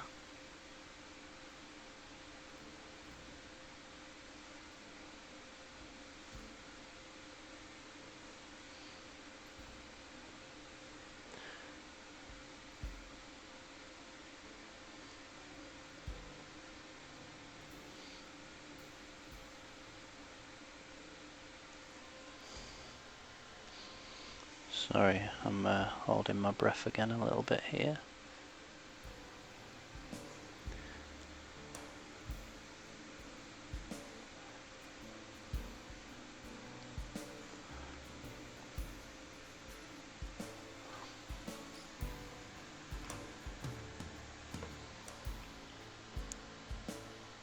And then I need to start getting a little bit thinner, I think, with these.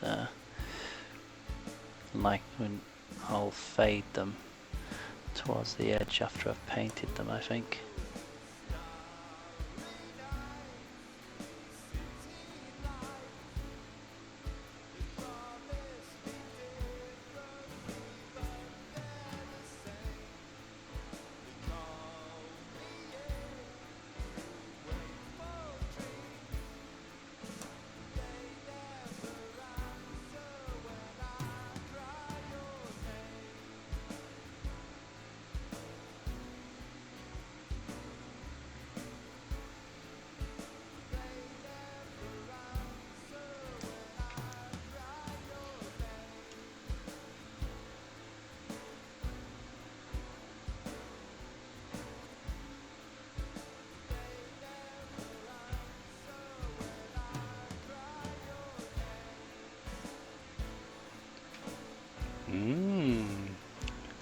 Large convention in Sweden. To take a look at that, Alex. I went with Alex to Crisis in Belgium earlier this year. It was we had good fun. Met some really nice people, and quite a nice evening, having some beers out on the town.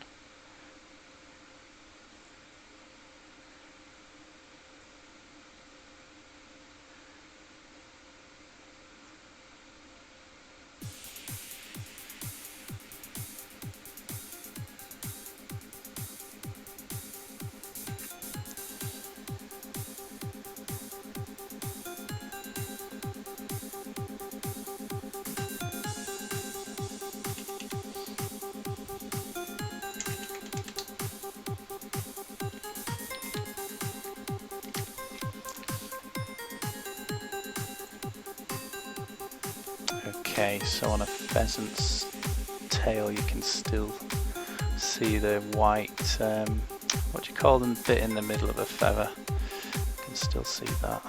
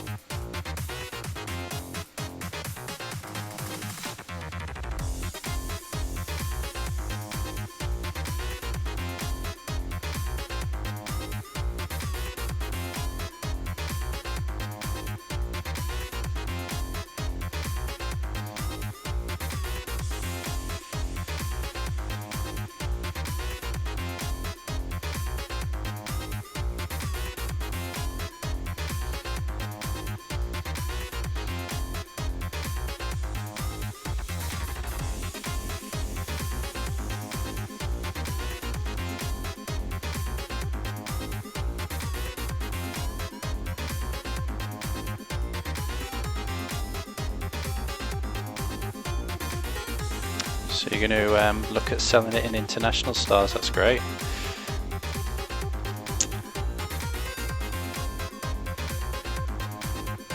Stem, question mark. Yeah, stem, feathers, feather stem. Let me know if you want to have a demo table at one of these cons. Could maybe sell it to people a bit. Gothenburg got one in the end of March, I think, and where I live it is mid-May.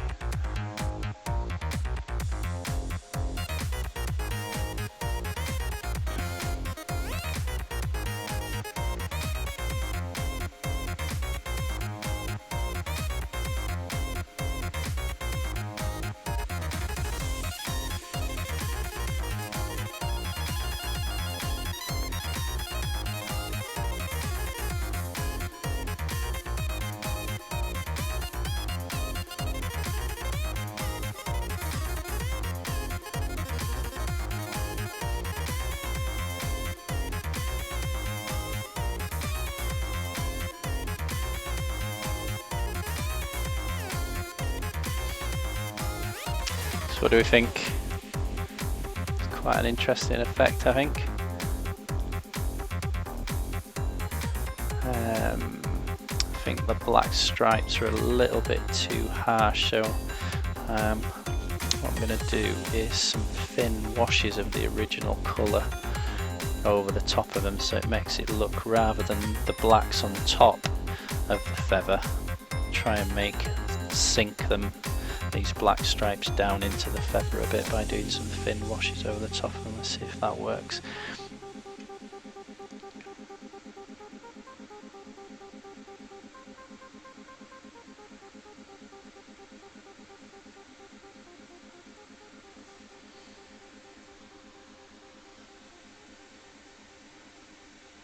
Might take a few washes to do it.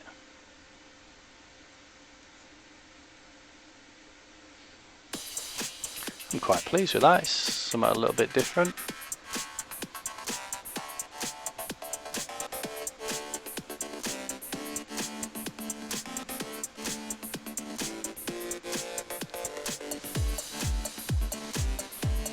Yeah, thanks for your honesty there, painter.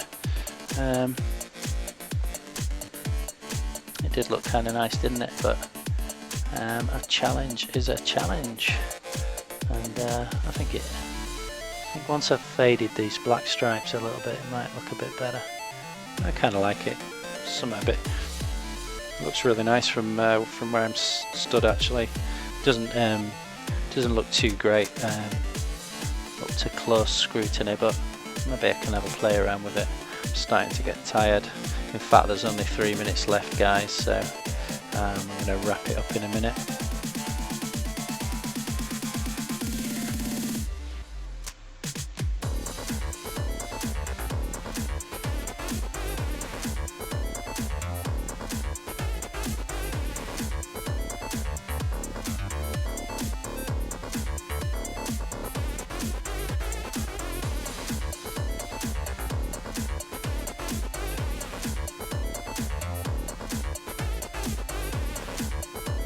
Quill, yeah, maybe you're right. Quill, stem, quill.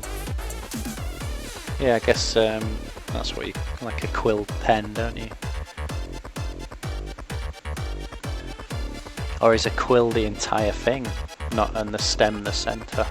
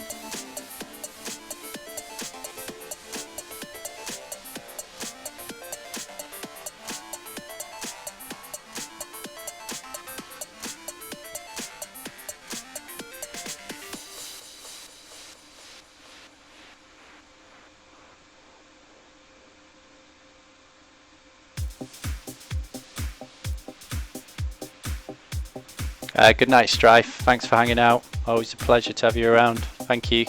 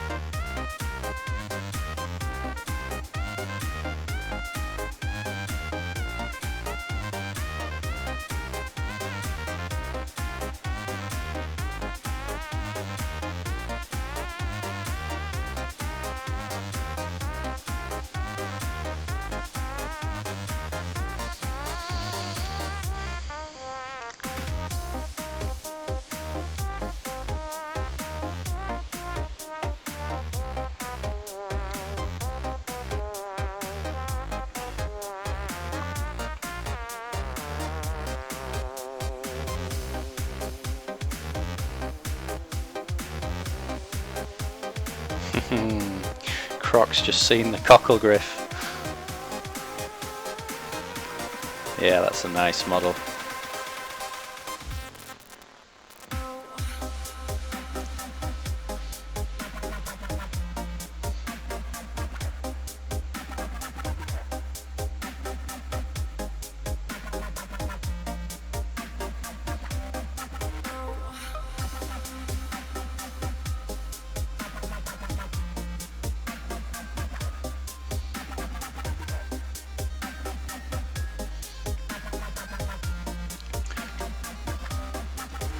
Okay guys, might work on the feather another time, but it's something a bit different.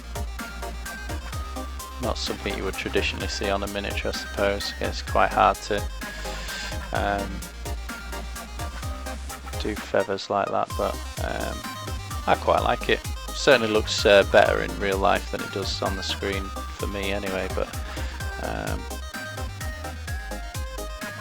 think I've captured the feel of a pheasant's tail there anyway.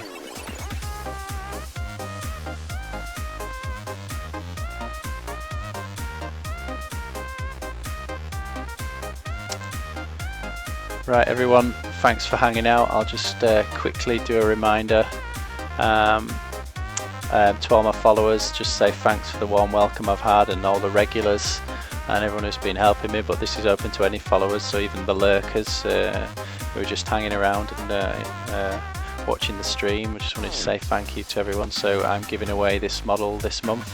It's a limited edition model as well, so there aren't many in existence. It's called the Boiler for the game Guild Ball. So yeah, I'm going to draw a follower at random at the end of the month, and you'll be with a chance of winning that. Check out my profile. You can find my Facebook page on there. Tweet hashtag Boyzie2000UK, or Instagram your pictures with hashtag Boyzie2000UK, and they'll appear in my stream. Everything gets archived into Twitch and also YouTube, so make sure you all check those out. Orrin McMillan, hey Boyzie2000, okay, how do you get the live Twitter feed on screen? It is a Google Wall of Social. It's a service called Wall of Social, completely free, and you just tell it any hashtag or any keyword or any subject that you want to follow, and it'll give you and it'll produce that for you, and then in XSplit or OBS, whatever you're using to broadcast, you just capture that browser URL and it'll appear there. If you struggle, send me a private message and I'll help you out, but it's pretty easy. I'm not very good at these things, and I managed it, so yeah, Wall of Social, check it out. Okay, any last questions before I go? Otherwise, I'm going to say goodnight. Hope you've all enjoyed following the progress on these halflings. Let's have another recap. So, quite a few of them, but I'm quite pleased with how they're coming along.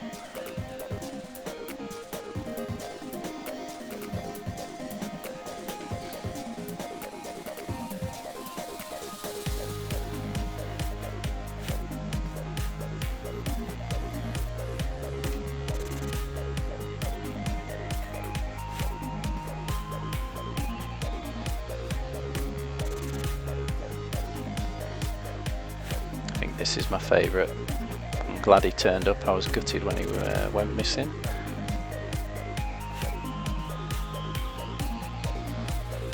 I'm getting there. So it looks like there's no more questions, so I'm going to end the broadcast there. Good night everyone. Thanks for hanging around, keeping me company. It always makes it much more pleasurable to have people to chat with and have a laugh with, so thank you everyone. Cheers Painter, really appreciate you hanging around and contributing. Much appreciated. Thanks Doc Crop, thank you for Warpock M turning up and answering questions and about sculpting. Strife, he's gone now, but thanks for hanging out Strife and everyone else. Really appreciate it, thank you.